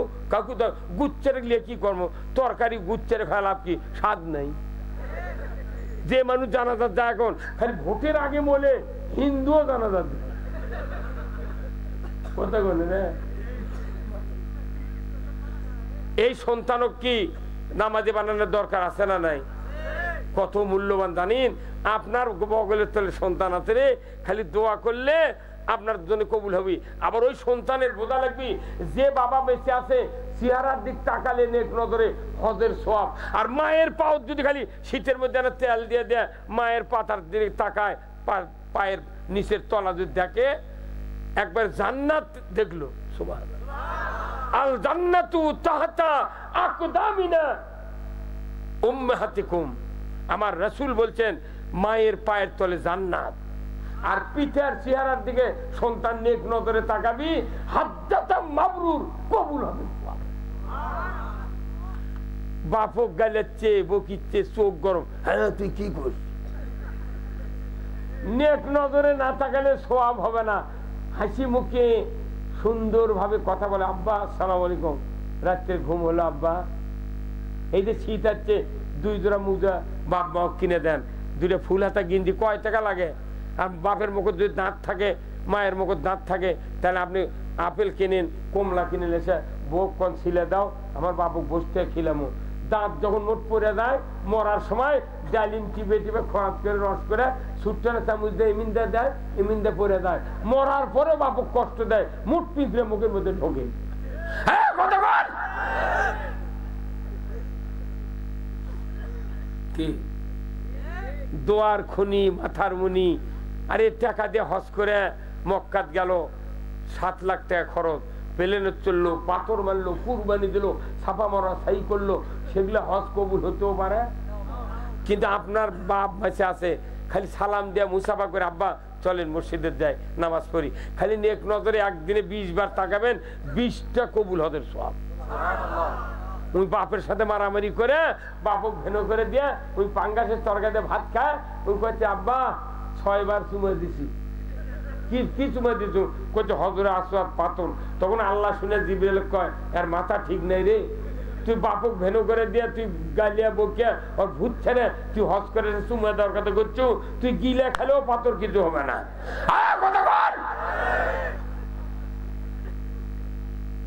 এই বাপ অনেক মানুষে মারা যায়নি, হ্যাঁ যেরকম মারা যায়নি। তাহলে এই বাপক আপনি বেঁচে আছেন, আপনার বাপক জান্নাতে দেওয়ার জন্য আপনার দায়িত্ব পালন করতে হবে। আমার নবী বলেছেন, দুনিয়ার কোন এক সন্তান পিতামাতা মারা গেলেও সন্তানের উপর তাদের হক রয়ে যায়। এই হকটা হলো, বাবা মারা গিয়েছেন, আপনি যোগ্য সন্তান আছেন, আপনার দুনিয়াতে আমার বাবা নাই মা নাই, কত খাদ্য খোরাক পোশাক পরিচ্ছদ চিকিৎসা দেওয়া লাগতো। 1 বছরে 2 জন যদি অসুস্থ হয়ে পড়তো, কমপক্ষে 30,000 টাকা বছরে খরচ করতে হতো। ধরে বলুন ঠিক কিনা? যদি কোন এক সন্তান নামাজি হয় আর আজকে জান্নাতের বাগানে ওই পিতা মাতার জন্য নিয়ত করে, আমি আমার বাবা মার পরকালের জীবন শান্তি করার জন্য 1 বস্তা আলু দেব, 2 বস্তা আলু দেব, 1000 টাকা দেব, 500 টাকা দেব। দুনিয়ার কোন জেলখানায় যদি কোন ছেলে যায়, ভাই যায়, তার পিসি লাগাতে হয়, সে ওই টাকা তুলে তুলে জেলখানার ভেতর ভাত খায়। কথা ঠিক কিনা? দুনিয়াতে পিসি খায় জেলখানার ভেতরে, আর আখিরাতের জেলখানা কবর। এই কবরটার ভেতরে যদি আপনি নেক সন্তান একটু বাবার দিকে মায়ের দিকে সদয় হইয়া যদি একটু আল্লাহর ঘরের জন্য যদি স্যাক্রিফাইস করতে পারেন, আল্লাহর ইজ্জতের কসম, এক কথা মিথ্যা হবে না। নবীজি বলেছেন, ওই সন্তান যদি দান করে, নিমিষের ভেতর দান আল্লাহর দরবারে কবুল হয়ে যায়। কত বাপ মা মরে গেছে, যদি জীবিত থাকে, ওই জীবিত পিতা মাতার জন্য আপনি দান করে দোয়া চান, আল্লাহ আপনার মাতা পিতার হায়াত দারাজ করে দেবে। এত এত দায়িত্ব আছে সন্তানের উপর, কিন্তু এই সন্তান তো মা বাবা দেখতেই পারে না। শ্বশুর বারে কি জোরে জোরে ডাকে, আব্বা সালাম, আব্বা কখন চান, আব্বা বসেন, আব্বা থাকেন, আব্বা আব্বা আব্বা আব্বা, এই কথা কর না কেন? আর শাশুড়ি শাশুড়ি গিঞ্জি ফিরেম দেয়, সেদিন আম্মা একালি গুণ্য করে আম্মা। শাশুড়ি কয়, জামাই ফাইজবা খালি কুকিলের লাগান ডাকে, ই কুকিল্লাই চাচ্ছি তোর ভিটে বেচাবি। ঢোলানি দিচ্ছে মামু খোলার জন্য। কতক্ষণ মায়না অনুরোধ করছি, আপনার কলিজার টুকরা সন্তান, ও আমার ভাইয়েরা, রসুল বলছেন বাবা মা একসাথে দাঁড়িয়ে আছে, শ্বশুর শাশুড়ি দাঁড়িয়ে আছে, আপনি সন্তান হওয়ার পর যদি বাবা মা বাদ দেন, শ্বশুর শাশুড়ি জোরে জোরে আব্বা আব্বা বলে ডাক দেন, ওই বাবা মার যদি মন খারাপ হয়, আপনার জন্য জান্নাত হারাম। সারা জীবন আপনার আমার জন্য বাপ মা চেষ্টা করলো, বিয়ে করে 8 দিনের মাথা দিবে চাট মোলা খাবে জন্য, ওই 2 কেজি চমচমলে শ্বশুর বাড়ি যাচ্ছে, সালাইপুর বাজারের যে গোল্লা কিনেছে। এখন একের মানুষ ধান বেচবেন, আচ্ছা করছে বা তোর বেটা কেমন কার্টুন হাতত দেখনো ফতেপুর দেখছে চানপাড়া পাড়ায় তোর বাপের মনে আঘাত লাগে যা হারে আমি খাইতে খাইতে মানুষ করো রে মাথার ঘাম পায়ে ফেলে খাটনি করলো কে চমচম খাই কে আপনার উচিত ছিল প্রথম বিয়ে দিয়ে আপনি যখন মিষ্টি নিয়ে গেছেন প্রতিবারই হাফ কেজি মিষ্টি বাপ মায়ের হাতত দিয়ে ওই কার্টুন নিয়ে দেওয়া উচিত ছিল কেউ দেয় না আর শ্বশুর এমন নেমো খারাপ রে এই যে সবার দিন আসছে যাও ওই তাও শ্বশুর বাড়ির মুখের দিক তাকায় না হাতের দিক দেখে কি আনছু আরে যাই আর বাপ মা এমন জিনিস বিদেশত গেছে আহারে অন্য জায়গায় গেছে 4 দিন চাকরি করে ঢাকার এই যে আমি শহীদ ভাইয়ের বাড়ির ছিলাম শহীদ ভাইয়ের বেটা কোনটি চাকরি করে ঢাকার চাকরি করে মা বাড়ির যখন আসে দেখবেন নিজের মাও ওই পকেট দেখে না ব্যাগ দেখে না বউ যা ব্যাগ হাতায় আর মাও খালি ছোলের মুখ দেখে বা তোর মুখ শুকান যাবা তুই কিছু খাইসনি আপন মায়ের মতো দরদিনী হাইরে কে আছে সংসারে কি দয়া বউ ব্যাগ দেখে পকেট দেখে আর নিজের মাও সন্তানের চেহারা দেখে কিচ্ছু কিচ্ছু দেওয়া লাগে না মাও তাও সন্তানের উপর খুশি এই মার বিরোধিতা তারা করে মাও হাত তুলতে দেরি দোয়া কবুল হতে দেরি নয় এই যে শীত এসে গেছে একটা মেরিল ভালো দেখে একটা মেরিল কিনে দেন 2 জোড়া মুজে এনে বাপ মাও দেন আর যদি বাপ মাও মরে না থাকে একটা গরিব মানুষ একটা গিঞ্জি কিনে দেন বা তুই দোয়া করিস আমার মায়ের জন্য একটা মহিলাকে দিলেন একটা জাম্পার দিলেন বুড়া মানুষ যার নাই তাকে দিলেন বাবা দোয়া করিস বাপের জন্য নিশ্চয় এই উপকার করার জন্য আপনার পিতা মাতার কবরে সব পৌঁছাবে তার দান খয়রাত আপনার দিয়ে করে বাপের উপকার করা হচ্ছে আর আপনি করছেন মরে গেছে বেঁচে গেছি বাপের টাকা খরচ রে কয় বছর মরে গেছি তালি শেষ আপনার পিতার রুহু দোয়া করবে যে আমার সন্তান এই নেককার কাজ করছে আমার উপকার হচ্ছে ভাইরা আমার আল্লাহর নবী আজ থেকে 1500 বছর আগে মক্কার জাবালে নূর হীরা গুহায় ধ্যানে ছিলেন 3.5 বছর থেকে 3 বছর হযরত খাদিজা খাদ্য খোরাক পৌঁছায় দিলেন হঠাৎ করে 39 বছর 11 মাস 29 দিন পর গভীর রাত্রিতে হযরত জিবরাইল আলাইহিস সালাম এসে রাসূলকে বললেন মুহাম্মদ ইকরা বিসমি রাব্বিকাল্লাযী খলাক নবুয়ত দেব আপনাকে পড়ুন না আল্লাহর সৃষ্টিকর্তা রবের নামে আপনি পড়ুন রাসূল বললেন আনা উম্মি পড়তে পারি না আবার জিবরাইল বললেন ইকরা বিসমি রাব্বিকাল্লাযী খালাক পড়ুন মুহাম্মদ এইবার দ্বিতীয়বার বলার পর রাসূল বললেন আনা উম্মি আমি পড়তে পারি না আল্লাহ বলেন জিবরাইল খবরদার আমার রাসূলকে তুমি বিরক্ত করবা না আমি তোমাকে ধমক দিয়ে বললাম আমার রাসূলকে বিরক্ত করবা না তুমি এখন কি করবা আমার রাসূলের বুকের সাথে তোমার বুকটা জড়িয়ে ধরো একটু চাপ দিয়ে ধরো আমি সেকেন্ডের ভিতরে তোমার মুখের 5টা কথা আমি মুহাম্মাদের বুকে পার করে দেব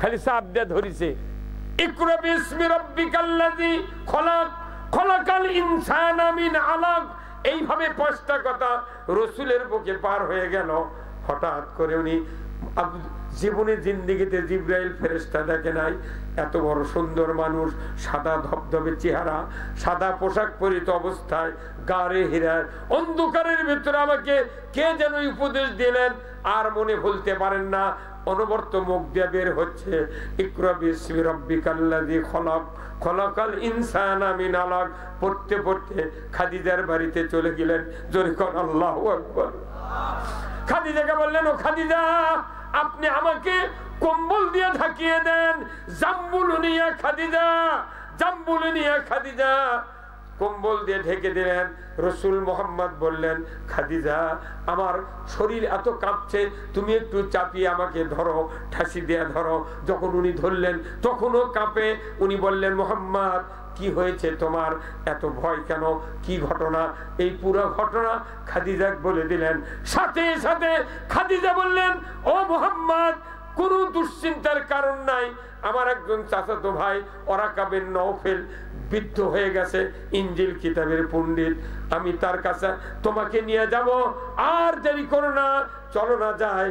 সে অন্ধ হয়ে গেছে, অনেক বয়স, আমি তার কাছে গেলে তুমি কি দেখেছো, কি এনেছো, এর বিস্তারিত খবর তার কাছে শোনা যাবে। এইবার খাদিজা মুহাম্মদ সাল্লাল্লাহু আলাইহি সাল্লামকে নিয়ে চলে যাচ্ছেন চাচাতো ভাই ওরাকা বিন নওফেলের কাছে। উনি গিয়ে বললেন, ভাইজান চোখ অন্ধ হয়ে গেছে। বলে, কে, খাদিজা নাকি? বলে, হ্যাঁ। কি বোন, কি হয়েছে? বলে, ভাইরে, আমার স্বামী মুহাম্মদ কি যেন দেখেছে গত রাত্রিতে ঘরে হীরার ভেতরে, এই কথাগুলি অনবরত বলছে, আর সে কাঁপছে, গায়ে জ্বর হচ্ছে, ভয়ে থরথর করে কাঁপছে। ওরাকা বিন নওফেল বললেন, মুহাম্মদ তুমি আমার কাছে আসো। উনি হাতটা ধরে বললেন, ভাই রে, ও ভাই, তোমাকে তো আমি দেখতে পাচ্ছি না, আমি অন্ধ হয়ে গেছি, তবে তুমি কি কথা এনেছো একটু আমাকে পড়ে শোনাও। আল্লাহু আকবার। উনি যখন এই কথাগুলা একের পর এক তেলাওয়াত করতে লাগলেন, ওরাকা বিন নওফেল চোখের পানি ছেড়ে দিয়া মুহাম্মদ সাল্লাল্লাহু আলাইহি সাল্লামকে বুকের সাথে জড়িয়ে ধরে বললেন, ভাই মুহাম্মদ, তুমি যে জায়গা থেকে এসেছো এখানে কোনো জিন ভূত নাই, কোনো ভয়ের কোনো কথা নাই। যে কথা তুমি এনেছো এটা আমি ইনজিল কিতাবে, তৌরাত কিতাবে পেয়েছি। তোমার পিতার নাম আব্দুল্লাহ, মায়ের নাম আমেনা, তোমার বাড়ি যাও মক্কাতে, তোমার দাদার নাম আব্দুল মুত্তালিব, লাইন মিলে গেছে, তুমি মুহাম্মদ আখিরি জামানার নবী। তুমি এইগুলি কথা যে বলছো এটা কোনো দুনিয়ার জিন ভূতের কথা নয়, এটা স্বয়ং আল্লাহর লৌহে মাহফুজের কথা। ওই যে যার কথা বলছো দেখতে এত সুন্দর, ইনি কোনো জিন ভূত নয়, উনি হলেন তামাম পৃথিবীর যত নবী রাসূল পৃথিবীতে আল্লাহ পাঠিয়েছেন সকলের উপর এই কথাগুলি উনি পৌঁছায় দিয়েছেন। তার নাম হলো জিবরাইল। ওগো মুহাম্মদ, তুমি ভয় করো না, আমি তোমাকে আশ্বাস বাণী দিচ্ছি, ভবিষ্যৎবাণীও দিচ্ছি। তুমি যে কথাটা গারে হীরা থেকে আনতেছো এর পরবর্তীতে আরো আসবে, তবে আমার ভয় হচ্ছে তুমি যে কথাগুলি পাচ্ছ, তোমার এই কথাগুলি মক্কার লোকেরা গ্রহণ করবে না, গ্রহণ তো করবেই না, তোমাকে মক্কার থেকে বিতাড়িত করবে। তবে শোনো রে মুহাম্মদ, ওই সময় যদি আমার হায়াত থাকতো, আমি যদি চক্ষু যদি ভালো হয়ে যেত, আমি তরবারি নিয়ে তোমার পক্ষে যুদ্ধ করে তোমাকে কোরআনের কথা বলতে সহযোগিতা করতাম। প্রথম হইতে কি ভবিষ্যৎবাণী ওরাকা বিন নওফেল। পরবর্তীতে মক্কাতে এইগুলি ফলল না, মক্কার লোক তাইরেই দিল, তাইফের লোক মারেই ছাড়লো। তাইফের যারা হজ করে যাচ্ছেন, তাইফের লোক কয়, হুজুর পূর্বপুরুষরা যে কি ক্ষতি করে গেছে, হ্যাঁ কিয়ামত পর্যন্ত তাইফের মানুষ আমরা গাইলাচ্ছি। ওরা এখন বুঝিচ্ছে না ঠেলা। এই বাংলাদেশেও আজ থেকে 150 বছর পর নয়, যদি আগামীতেও যদি ইসলামের দেশে বিজয় করে দেয়, বহু লোক কবি কাঁদবে, আমরা কাঁদবো, আহা কি মানুষটাকে হারাইছি, এই লোকটাকে মারার কি দরকার ছিল।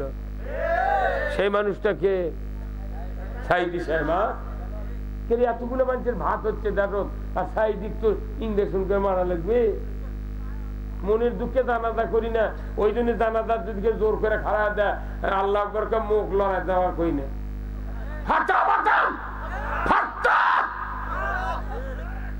কার জন্য দোয়া করবো না, কথা ঠিক কিনা? আমি দুঃখ লাগে 50 বছর কোরআনের তাফসীর করার পর তাকে জেলখানায় মৃত্যুবরণ করতে হলো। কত চোর বাটপার গুন্ডা বোতাম খুলে দিয়ে দেশ গুলিচ্ছে, তারপর কেউ ধরে না। আর আমাকে খেলে কয় যে গোপন তথ্যের ভিত্তিতে জিহাদি বৈষম্য আমরা গ্রেপ্তার করতে সক্ষম হয়েছি। কোরআনের উপর জিহাদি বই আছে, এই কোরআনের বিরুদ্ধে পেপারত লিখেছে জিহাদি বই 317 বার জিহাদের কথা কোরআন, 317, এই যে হাফেজ সাহেব 317 বার কোরআনকে জিহাদি বই বানাচ্ছে। এটি থেকে বই যারা লেখে আপনারা জানেন সূরা তওবা নামে একটা সূরা নেই ভাই? হ্যাঁ, আছে না নাই? সূরা তওবার দুটো নাম, একটা হলো সূরা আত-তাওবা আর একটা বারাআত। সম্পর্ক বিচ্ছেদ করো, অন্যায় যারা করে তাদের সাথে সম্পর্ক রাখা যাবে না। আমার আল্লাহ কোরআনে বলছেন, ইয়া আইয়ুহাল্লাযিনা আমানু লা তাত্তাখিযু আবাউকুম ওয়া ইখওয়ানুকুম আউলিয়া ইন ইসতাহাব্বুল কুফরা আলাল ঈমান ওয়া মান ইয়াতাওয়াল্লাহুম মিনকুম ফাউলাইকা হুমুজ যালিমুন। কি হলো? আল্লাহ বলছেন, ঈমানদাররা তোমাদের বাপ হোক ভাই হোক, যদি ঈমান অপেক্ষা কুফরকে বেশি ভালোবাসে, তোমরা তাদের সাথে সম্পর্ক। আমার ভাইরা, আল্লাহর নবীর জীবদ্দশায় আব্দুল উজ্জা নামে একজন যুবক তার চাচার বাড়িতে লালিত পালিত হচ্ছে। বাবা মারা গিয়েছে, মা বিধবা, গরিব মানুষ, তাকে লালন পালন করার টাকা নেই, পয়সা নেই, খাদ্য খোরাক দিতে পারে না। দেবরকে বলল, ভাই তোমাকে আল্লাহ অর্থ সম্পদ দিয়েছে, আমি বিধবা মানুষ, সন্তান পালন করতে পারবো না, তুমি একটু পালন করো, বড় হোক তাও তোমার বাড়ির কাজ করবে। এই মনে করে সন্তানকে দিয়ে দিলেন তার মা। চাচার বাড়িতে লালিত পালিত হলেন, বয়স 24-25 হয়ে গেল, কিন্তু মক্কাতে রসুলের আবির্ভাব হয়ে গেল, রসুল নবুয়ত পেলেন।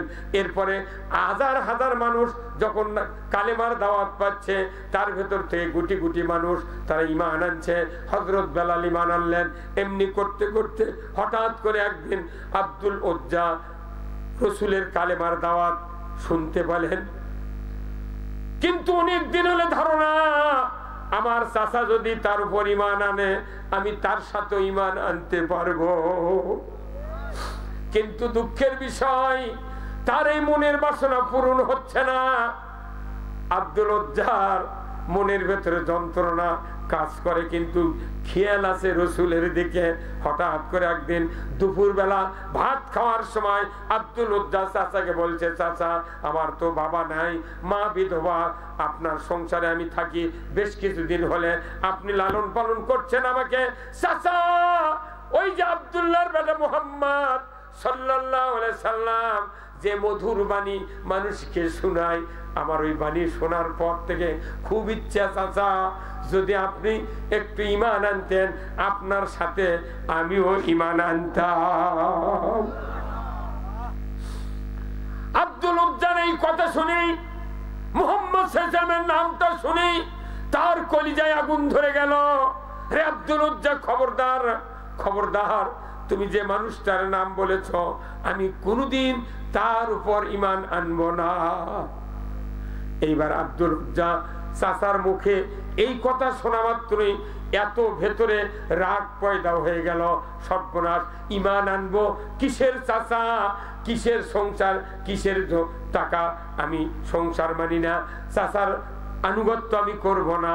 চাচা যেহেতু মুহাম্মদ সাল্লাল্লাহু আলাইহি ওয়াসাল্লামের কথা শোনা মাত্রই আপনি এত রাগ করে বললেন ঈমান কোনদিন আনবো না, চাচা আর দেরি করব না, আপনাকে সাক্ষী রেখে এখনই আমি কালিমা পড়ে নিলাম, লা ইলাহা ইল্লাল্লাহু মুহাম্মাদুর রাসূলুল্লাহ সাল্লাল্লাহু। কালেমাকে চাচার মুখের উপরই কথা কালেমা পড়লাম, তখনই চাচা করছে, এই ভাইস্তা তুই জানিস এই কালেমা পরে তুই কত ক্ষতি করলো?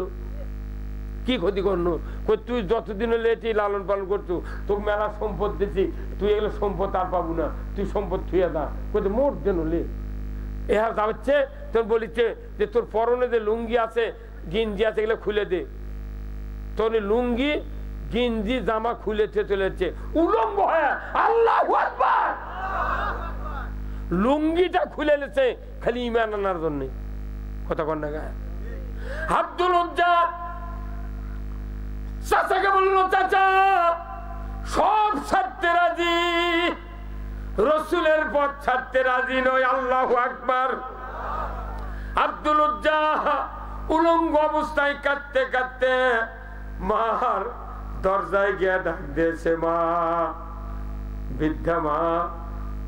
দরজা খুলে দেখে যুবক সন্তান উলঙ্গ, দুই হাত দিয়ে চক্ষু চাপিয়ে ধরে বলছে, বাবা রে, তোর কেন এই দুরবস্থা? বলে, মা, ও মা, আমি মুহাম্মদ সাল্লাল্লাহু আলাইহি ওয়াসাল্লামের উপর ঈমান এনেছি মা। ঈমান আনার কারণে আমার চাচা সমস্ত সম্পদ আমার থেকে কেড়ে নিয়েছে। আমি লুঙ্গি পরে আসতাম, রাস্তা ধরেছি, আমাকে বলেছে আমার সংসারের টাকা দেয়া এইগুলি কেনা, তুমি এইগুলি খুলে চলে যাও। আমি লুঙ্গি খুলে এইভাবে এসেছি, মা তুমি কিছু কাপড় দাও, আমি উলঙ্গ অবস্থার থেকে একটু পরিধান করি মা। মা সিনে একটা কম্বল ফেলে দিলেন, দুই ভাগ করে, একটা পরনে কুরুম করে দিলেন, আর একটা গায়ের উপর দিয়া মাকে বললেন মা আমি আর দেরি করব না, আমি যাব বিশ্ব নবীর দরবারে। জোরে কন্যা মারহাবা। সেই ফুলেরই রৌশানিতে আরশ করছে রৌশান, সেই ফুলেরই রঙ লেগে ত্রিভুবন জালা সাহারাতে ফুটল রে ফুল রঙিন গোলে লা লা সাহারাতে ফুটল রে ফুল। জোরে কান মারহাবা। চিনের রসিক বোমর বুলবুল সেই ফুলের ঠিকানায়, কেউ বলে হযরত মুহাম্মদ, কেউ বা কামলে ওয়ালা সাহারাতে ফুটল রে ফুল রঙিন গোলে লা লা সাহারাতে ফুটল রে ফুল। জোরে কন্যা মারহাবা। আব্দুল উজ্জা চলে গেলেন মদিনায়, মসজিদে নববীর দরজায় বসে অজর নয়নে কাঁদতেছেন। রাসূল মসজিদে নববীর ভিতরে প্রবেশ করার সময় দেখে একজন যুবক, মাথার চুল উস্কো খুস্কো, পরনে কাপড় ভালো নাই, ছেঁড়া কম্বল। বলে বাবারে তোমার এই দুরবস্থা কেন? উনি বললেন হুজুর আমার ঈমান আনার কারণে আমি উলঙ্গ হয়ে চাচার বাড়িতে থেকে এসেছি, মা কম্বল দিয়েছে, কোন রকমকে ইজ্জত ঢেকেছে রাসূলুল্লাহ। রাসূল হাত ধরে উনি আসহাবে সুফার কাতারে বসে বলেন তোমরা কে কোরআন শেখাও। দীর্ঘ কথা আমি আর বলবো না। আমার রাসূল বলছেন এই আব্দুল উজ্জা যুদ্ধের ময়দানে চলে গেলেন। যুদ্ধের ময়দানে যাওয়ার পর উনার কোন তরবারি নাই, কিচ্ছু নাই। তবুকের যুদ্ধে উনি বললেন হুজুর আমার কিচ্ছু নাই, আমি যুদ্ধে যেতে চাই, আমি কিছু দান করতে পারবো না। আল্লাহ রসুল বললেন তুমি একটা কাঠের চলা নিয়ে আসো।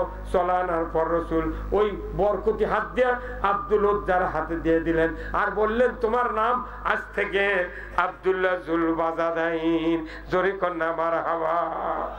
এইবার যুদ্ধের ময়দানে যাচ্ছে, আল্লাহর নবী দোয়া করলেন আল্লাহ এই আব্দুল উজ্জার নাম পরিবর্তন করেছি, আব্দুল্লাহ জুল বাজাদাইন। এর রক্তকে আমি কাফেরের জন্য হারামের জন্য দোয়া করেছি। আল্লাহ এই জুল বাজাদাইনকে শহীদ যেন না হয়, গাজী করে ফিরে দিও। উনি তখন বলছে হুজুর আমি তো শহীদ হব, আমার কোনো চাওয়া পাওয়া নাই, বউ নাই, ছোল নাই, কেউ নাই, আমি শহীদ হয়ে এদেশে ইসলাম বিজয় করতে চাই। এদেশের হাজার হাজার যুবক যাদেরকে বউ নাই, ছোল নাই, ছাত্র সমাজেরা জীবন দিয়ে বাংলাদেশের মানুষের মুখ হাসি ফুটে দেয়। এই কথা কোন টাকা ওই জুল বাজাদাইনের সাথে এই যুবকের আল্লাহর জান্নাতের দিক জোরে কোন আমিন, আরো জোরে কোন আমিন। ভাইরা আমার, উনি বললেন হুজুর আমি শহীদ হতে চাই, আমার রক্ত কাফেরের জন্য হারাম করে দিলেন কেন? রাসূল বললেন ও আব্দুল্লাহ তুমি যদি জ্বর হয়ে মরো, তুমি শাহাদাতের মর্যাদা তোমাকে দিয়ে দিবে। ওই আব্দুল্লাহ জুল বাজাদাইন রাসূলের জীবদ্দশায় দুনিয়া থেকে বিদায় হলেন জ্বরে আক্রান্ত হয়ে। এরপরে ওনাকে কবর খোঁড়া হলো, ওনাকে খাটনিট করে কবরের পাশে আনতেছেন। রাসূল নিজে কবরের ভেতরে দাঁড়িয়ে গেলেন, উনি নিজের হাত দিয়ে আব্দুল্লাহ জুল বাজাদাইনকে কবরে শুয়ে রাখলেন। আর আল্লাহর নবী বললেন ও আমার সাথীরা, ও আমার সাথীরা, তুমি দেখো এই আব্দুল্লাহ জুল বাজাদাইনের উপর আমি রাসূল মৃত্যু পর্যন্ত রাজি ছিলাম, আল্লাহ রাজি হয়েছে, জান্নাতি লোককে আমি কবরে শোয়া দিলাম। ভাইরা আমার, ভাইরা আমার, রসুল যে মানুষকে কবরে শোয়াছেন, একজন উলঙ্গ হয়ে ইসলাম গ্রহণ করে আসলেন, এই মানুষটা রসুলের হাতে কবরে শোয়া দিলেন। এই মানুষগুলাকে জান্নাতি করেছেন কোন আল্লাহ? এই আল্লাহ, কথা ঠিক কিনা? আজকে আমরা যারা আছি ওই আল্লাহরই বান্দা। আসুন না, আমি আপনাদেরকে অনুরোধ করব, যাদের পিতামাতা বেঁচে নাই, যাদের পিতামাতা বেঁচে আছে, দাদা বেঁচে নাই, মা বেঁচে নাই, আমি আপনাদেরকে অনুরোধ করব, আজকের এই কোরআনের মাহফিলে যারা বসে আছেন, ওই মা বাবার কবরের সুখের জন্য, শান্তির জন্য 1000 করে টাকা, 2000 করে টাকা, যারা আলু লাগাইছেন 1 বস্তা 2 বস্তা করে আলু দেন এই মসজিদের জন্য। নির্ঘাত দেওয়ার সাথে সাথেই আপনার বাবার কবরে সওয়াব যাবে, এতে কোনো সন্দেহ নাই। জোরে কন্যা আমিন। বাপু কান্দে, আল্লাহ হাত দরজ করে দেন, আল্লাহ ক্ষেত খামারে বরকত দেন। আল্লাহ নূর সালাম 5000 টাকা। ওরে বাবা, কোথায় গো?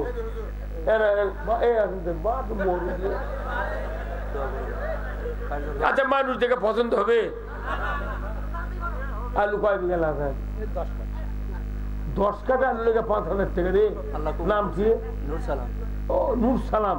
নূর মানে আলো, সালাম মানে শান্তির আলো রে। আল্লাহ বাঁচে তো।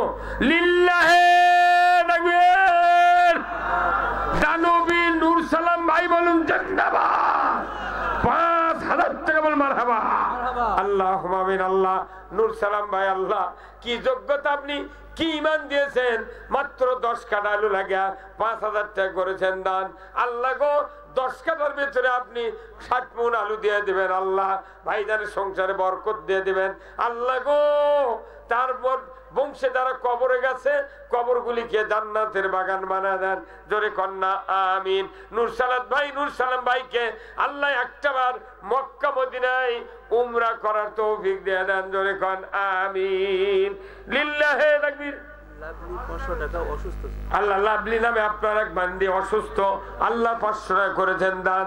আল্লাহ বাড়ায় দেন মান, আল্লাহ তার সংসারে বরকত দিয়ে দেন।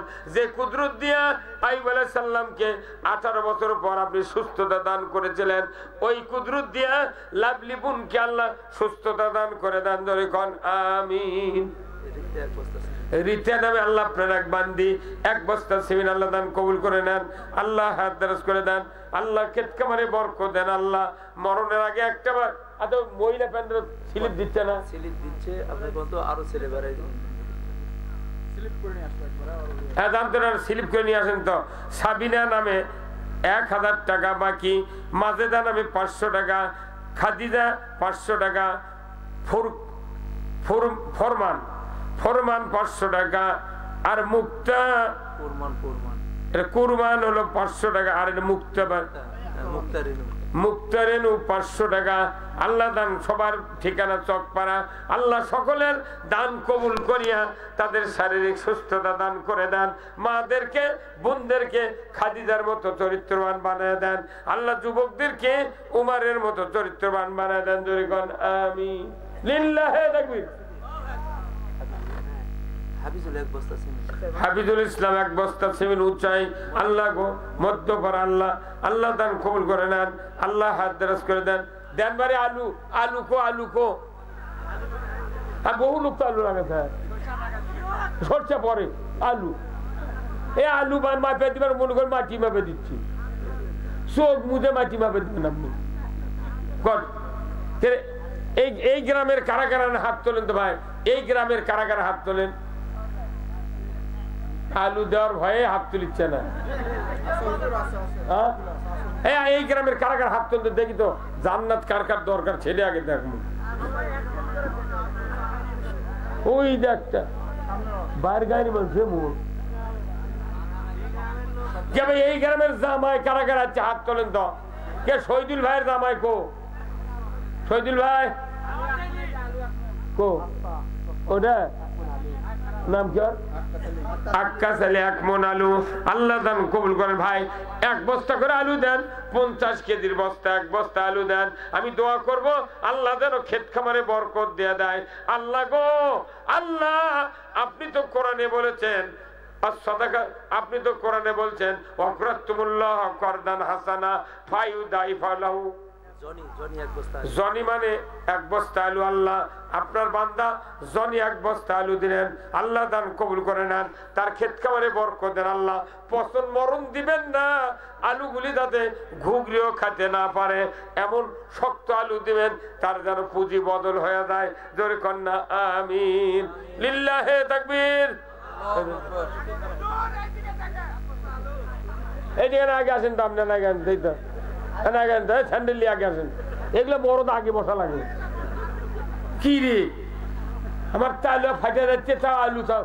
হ্যাঁ আরে আলু মাটির থেকে ভারী বাড়ে।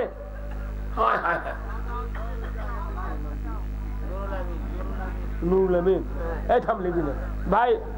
আসসালামু আলাইকুম। কয় বিঘা আলু আছেন ভাই?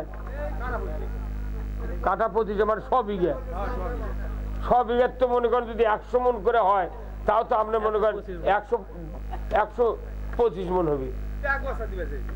এক বছর কয় মনে? 2 মনে। 2 মনে এক বছর দান করলে 2 মন দিলে 20 মনের বরকত হবে পাগল। 1 মন দিলে 10 মন। আল্লাহ কোরআন কাছে মান জাবিল হাসানাতে ফালাউ আশরু আমসালিহা। আল্লাহর কথা 1 তিল পরিমাণ ইদ্যুকিত হবে না। আপনি 100 মন আলু পাবেন, আর 1 বস্তা দিলে লিল্লাহি তাকবীর। আল্লাহ কি নাম? নুরুল আমিন ভাই, নামটাও খুব সুন্দর। আল্লাহ আল্লাহ নুরুল আমিন ভাই আল্লাহ একজন আদর্শ কৃষক। আল্লাহ 25 কাঠা জমি লাগাচ্ছেন, আল্লাহ 2 মন আলু দিচ্ছেন। আল্লাহ তার সংসার বরকত দেন। আলুর জমিতে মাটি যতটি আলু ততটি দান করে দেবেন। ধরে কোন আমিন। লিল্লাহি তাকবীর। দানবীর আলামিন ভাই বলুন জিন্দাবাদ। 2 মন আলু ধরে কোন মারহাবা। নুরুল আমিন আলামিন একই কথা। নুরু এটা হলো আটাপুর 1000 টাকা। নুরুল ইসলাম নুরু বলে ডাকে, ওই নুরুল ইসলাম নাম পাগল। খালি নুরু কো হবে না, নাই করছেন। নুরুল ইসলাম ভাই আটাপুর কত? 1000 টাকা। আল্লাহ দান কবুল করে নেন, আল্লাহ হাত দরাজ করে দেন, আল্লাহ ক্ষেত খামারে বরকত দেন। আল্লাহ মরণের আগে একটাবার রসুলের দিদার নসিব করে দেন। জোরে কন্যা আমিন। লিল্লাহি তাকবীর। মুস্তাকিম নাইস 1000 টাকা। মুস্তাকিম নাইস আল্লাহ চকপাড়ার। আল্লাহ আল্লাহ 2 জুন আল্লাহ কত টাকা? 1000 টাকা। আল্লাহ দান কবুল করে নেন, আল্লাহ হাত দরাজ করে দেন, আল্লাহ ক্ষেত খামারে বরকত দেন, আল্লাহ মরণের আগে একটাবার রসুলের দিদার নসিব করে দেন। ধরে কোন আমিন।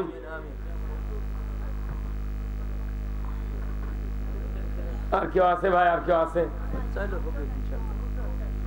না? দিলে তা হচ্ছে, কিন্তু আলু তো দেওয়া লাগবে। দিবে ইনশাআল্লাহ। এখন যদি আলু যদি খেলে পছন্দ ধরে ছত্রাকনাশক 15 বার দোকানদারের কাছে যাবে। আব্দুল আলিম চকপাড়া। আর আল্লাহ বলছেন আর সদাকাতু তারুদ্দুল বালা, সৎকা করলে বালা মুসিবত দূর হয়ে যাবে। আপনি আলু 1 মণ দেন, এনো গাছত ব্যারাম ধরবে না। আল্লাহু আকবার। কি উঁচাই বক্কর 2 মণ আলু। কি মরদ্রি কেবা তাই কো সে বক্কর গো, এটাই বক্কর। আমি তো আরেকজনের নাম করছি, করছে উঁচাই বক্কর 2 মণ আলু দিবি।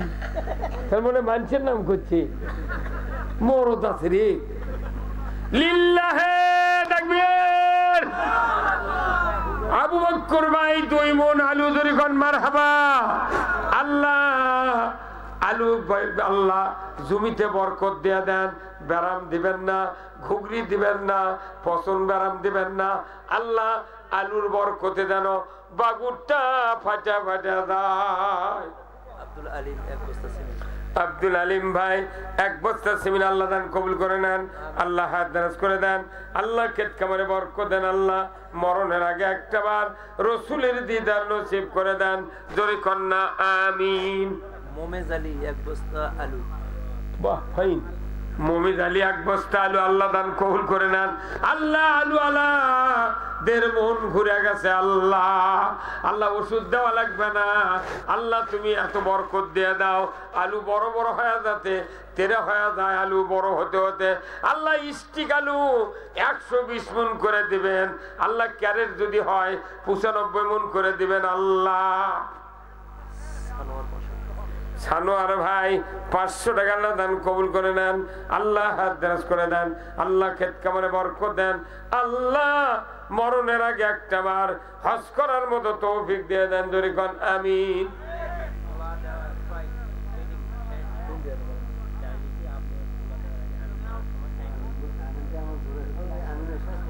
ঠিকই আছে, কিন্তু আলু দিল না কেন? এটি আলু বেশি লাগা না, তাহলে সেটা কবেন না আপনি? আপনার কি সরষে লাগাছেন? ধান দিলে না, 1 মণ ধানও তো কেউ দিল না। এইবার এই দিক দিয়ে ধান হচ্ছে স্বর্ণা 5। আমি এই দিক অক্টোবরে সভা করছি, বুঝছেন, এই থল উদয়পুরে 5টির এই দিক দিয়া খালি মনে ধান মনে খালি হ্যাঙ্গা মারা গেছে। আর মোটা ধানের এবার দাম কিরে, আমার ওটি আজকে ধান হচ্ছে কাটারি হচ্ছে 1800 টাকা মন আজ কুমড়ে হাটত, আর মোটা ধান বিনা 7 1550, আর স্বর্ণার নেয়াজত হাতি দেওয়া যাচ্ছে না, কত এত দাম। স্বর্ণা বাদেন ভাই 1 মণ করে ধান দেন রে, ওই ধান বাড়ি দিল তালার থোদেন তো, আল্লাহ আরো বরকত দিক, কোনো টেনশন নেই। আশরাফ আলী উকিল সাহেব 1 বস্তা আলু ধরে কোন মারহাবা, নারায়ে তাকবীর। আরে বাহ, সরষে কেউ দিবেন না? সরষে 8 মণ সরষে দেন নি, মিত্তন সরষে হলে 8 মণ হয়। 1 মণ সরষে গুণ বের করলে আপনি হাফিয়ে দেবেন। 1.5 কেজি সরষে বুনে আমি গতবারে 1 বিঘা জমির কাঁচা মাপে 10 মণ পাচ্ছি। 1.5 কেজি সরষে দিয়া 10 মণ সরষে ময়না। হ্যাঁ, সরষে পাতলা করে বললে বেশি ফলন হবে না। রাহিত নামে এক ভাই 20 কেজি সরিষা ধরে কোন মারহাবা, নারায়ে তাকবীর।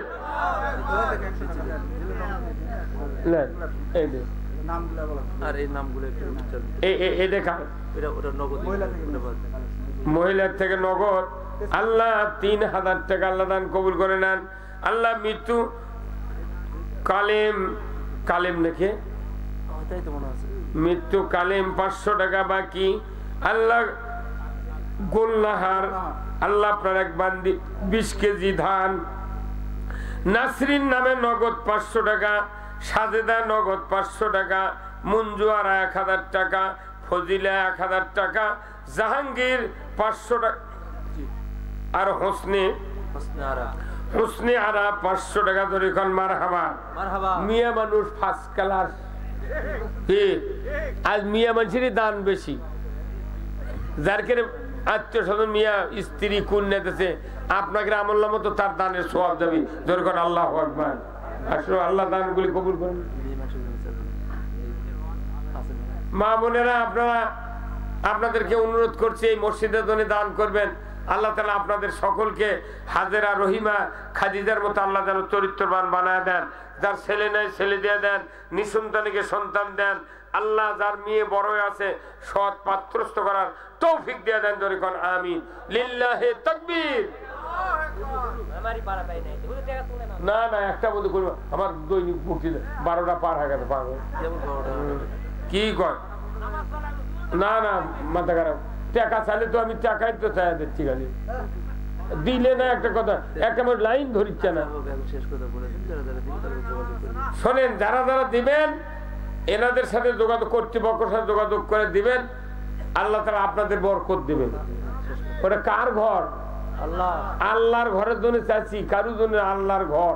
আল্লাহ কোরআনে বলছেন, ইয়া আইয়ুহাল্লাযিনা আমানু ইন তানসুরুল্লাহা ইয়ানসুরুকুম ওয়া ইউসাব্বিত আকদামাকুম। আল্লাহ বলছেন, ইমানদার তোমরা আমাকে সাহায্য করো, আমিও তোমাদেরকে সাহায্য করব। আপনার যদি সাহায্য আল্লাহর পাবার চান, তাহলে আপনার সাহায্য করা লাগবে। ভাইয়ের বাড়িতে খোরার তরকারি দিলে গে উই দেয়, খোরা দিয়ে খোরা খাওয়া লাগবে। কথা ঠিক কিনা? আসুন, আল্লাহ নোমান বাবু 100 টাকা আল্লাহ দান কবুল করে নেন। ভাই, আপনারা যারা ভলেন্টিয়ার আছেন তাড়াতাড়ি তাবারক আনার ব্যবস্থা করেন। ভাই, সবাই একটু কাতার হন, দোয়া করব। এই গ্রামের জামাই জাহাঙ্গীর আলম 2000 টাকা ধরে কোন মারহাবা। আল্লাহ এত বড় ভদ্র জামাই আল্লাহ আজকে শ্বশুর বাড়িতে এসে আল্লাহ 2000 টাকা করেছেন দান, আল্লাহ তার সংসারে বরকত দিয়ে দেন, আল্লাহ তাকে একটা হাফেজের বাবা বানায় দেন, মরণের আগে যেন ওই হাফেজ বেটা ইমামতির কাতারে দাঁড়াতে পারে। জোরে কন্যা আমিন। লিল্লাহে তাকবীর। বড় লাভ 1000, চকপাড়ার বড় লাভ 1000, আর শাহিন ভাই 2000 টাকা ধরে কোন মারহাবা। লিল্লাহে তাকবীর। ভাই একটু কাতারুন কাতারুন খুব তাড়াতাড়ি। এই দুনিয়ায় রইবে না চিরকাল, একদিন ভাঙবে রে বাজার। ইমদাদুল হক ভাই 1500 টাকা আল্লাহ দান কবুল করে নেন, আল্লাহ হাদায়াত করে দেন, আল্লাহ খেত খামারে বরকত দেন, আল্লাহ মরণের আগে একটাবার রাসূলের দিদার নসিব করে দেন। জোরে কোন আমিন। ফারুক আহমেদ 1000 টাকা আল্লাহ দান কবুল করে নেন, আল্লাহ হাদায়াত করে দেন। কোরআনের জন্য মসজিদের জন্য দান করলে এই দান পানিতে ডুববে না। সোহেব ভাই 1000 টাকা আল্লাহ দান কবুল করে নেন।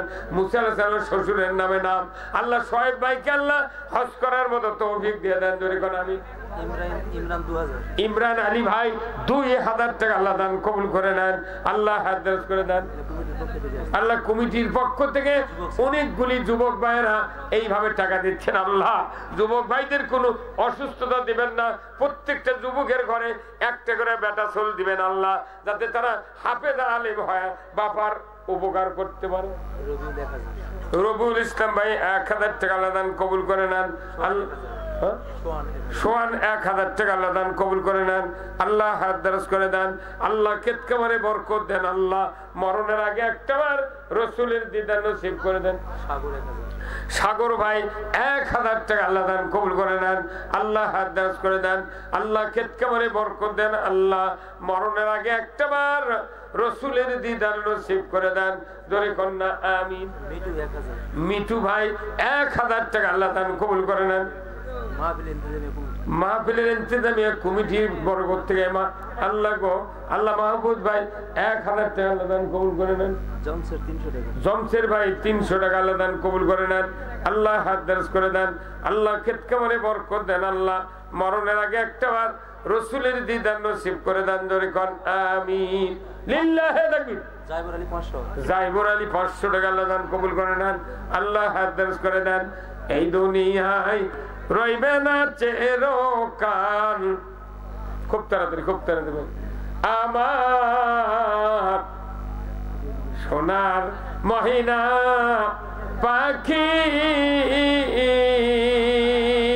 কোন দেশে তে গেলা উইরা রে দিয়া মোরে পাখি রে আমার সোনার মহিনা পাখি। নাম সারা 1000।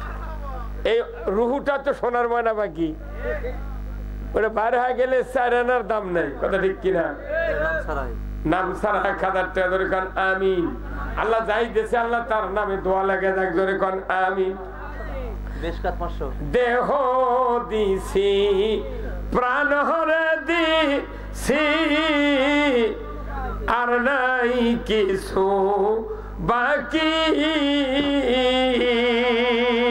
এ জীবন যাবার কালে রে পাখি একবার দিও দেখা রে আমার সোনার মহিনা পাখি।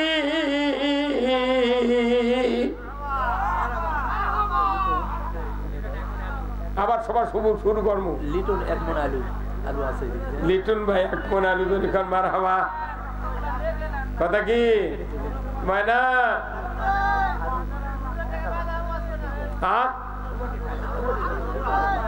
এখন খালি গান হবে গান। নবী মোর পরশমণি, নবী মোর সোনার খনি, নবী নাম জপে যেজন সেই তো দোজা হানের ধনী, নবী মোর পরশমণি। কথা কি? কি গান আব্দুল আলিমের, কি গান কতদিন আগে কথা সবারই মুখস্থ আছে। হ্যাঁ, দুয়ারে আইসাছে পালকি নাই হরি গাও, তুলো রে তুলো মুখে আল্লাহ রসুল সবে মুখস্থি বারে। হ্যাঁ, ত্রিভুবনের প্রিয় মুহাম্মদ এলো রে দুনি আই আই রে সাগর। কি মর দেখছে, কি কথা রাকিব আল্লাহ 100 টাকা পড়াশোনা যাতে ভালো হয় ধরে 40টা সভা নিবার পারিনি, পাও ধরে আমাকে, পাও ধরে হুজুর খালি ডেট দেন, কোন বক্তা চাই না, ডেট দেন। না ভুল, আমি ক্ষমা প্রার্থী ওনার জন্য, আল্লাহ ওনাকে সুমতি দিক। আগামী বছর এর চেয়ে বড় স্বভাবে গোটা গরু জব করবো, কি গোটা গরু জব করবে। আপনার কমপক্ষে 10,000 টাকা গরু কেনার। হ্যাঁ বসো, তুমি বসো। এই ভাই কেনা আর বছরের সবার তোর 500 টাকা দাঁড়িয়ে গরু কেনার জন্য। হ্যাঁ বাস। আর 20 জন যুবক 5,000 করে টাকা দিবেন, গোটা গরু জব করবো, খালি ভুঁড়ি ফেলে দিয়ে মুহূর্ত বোলা করবো। কি আর মানুষ খান। আর আগামী বছর তো এমপি হয়ে যাবি, এমপি থেকে 50,000 টাকা নেবো।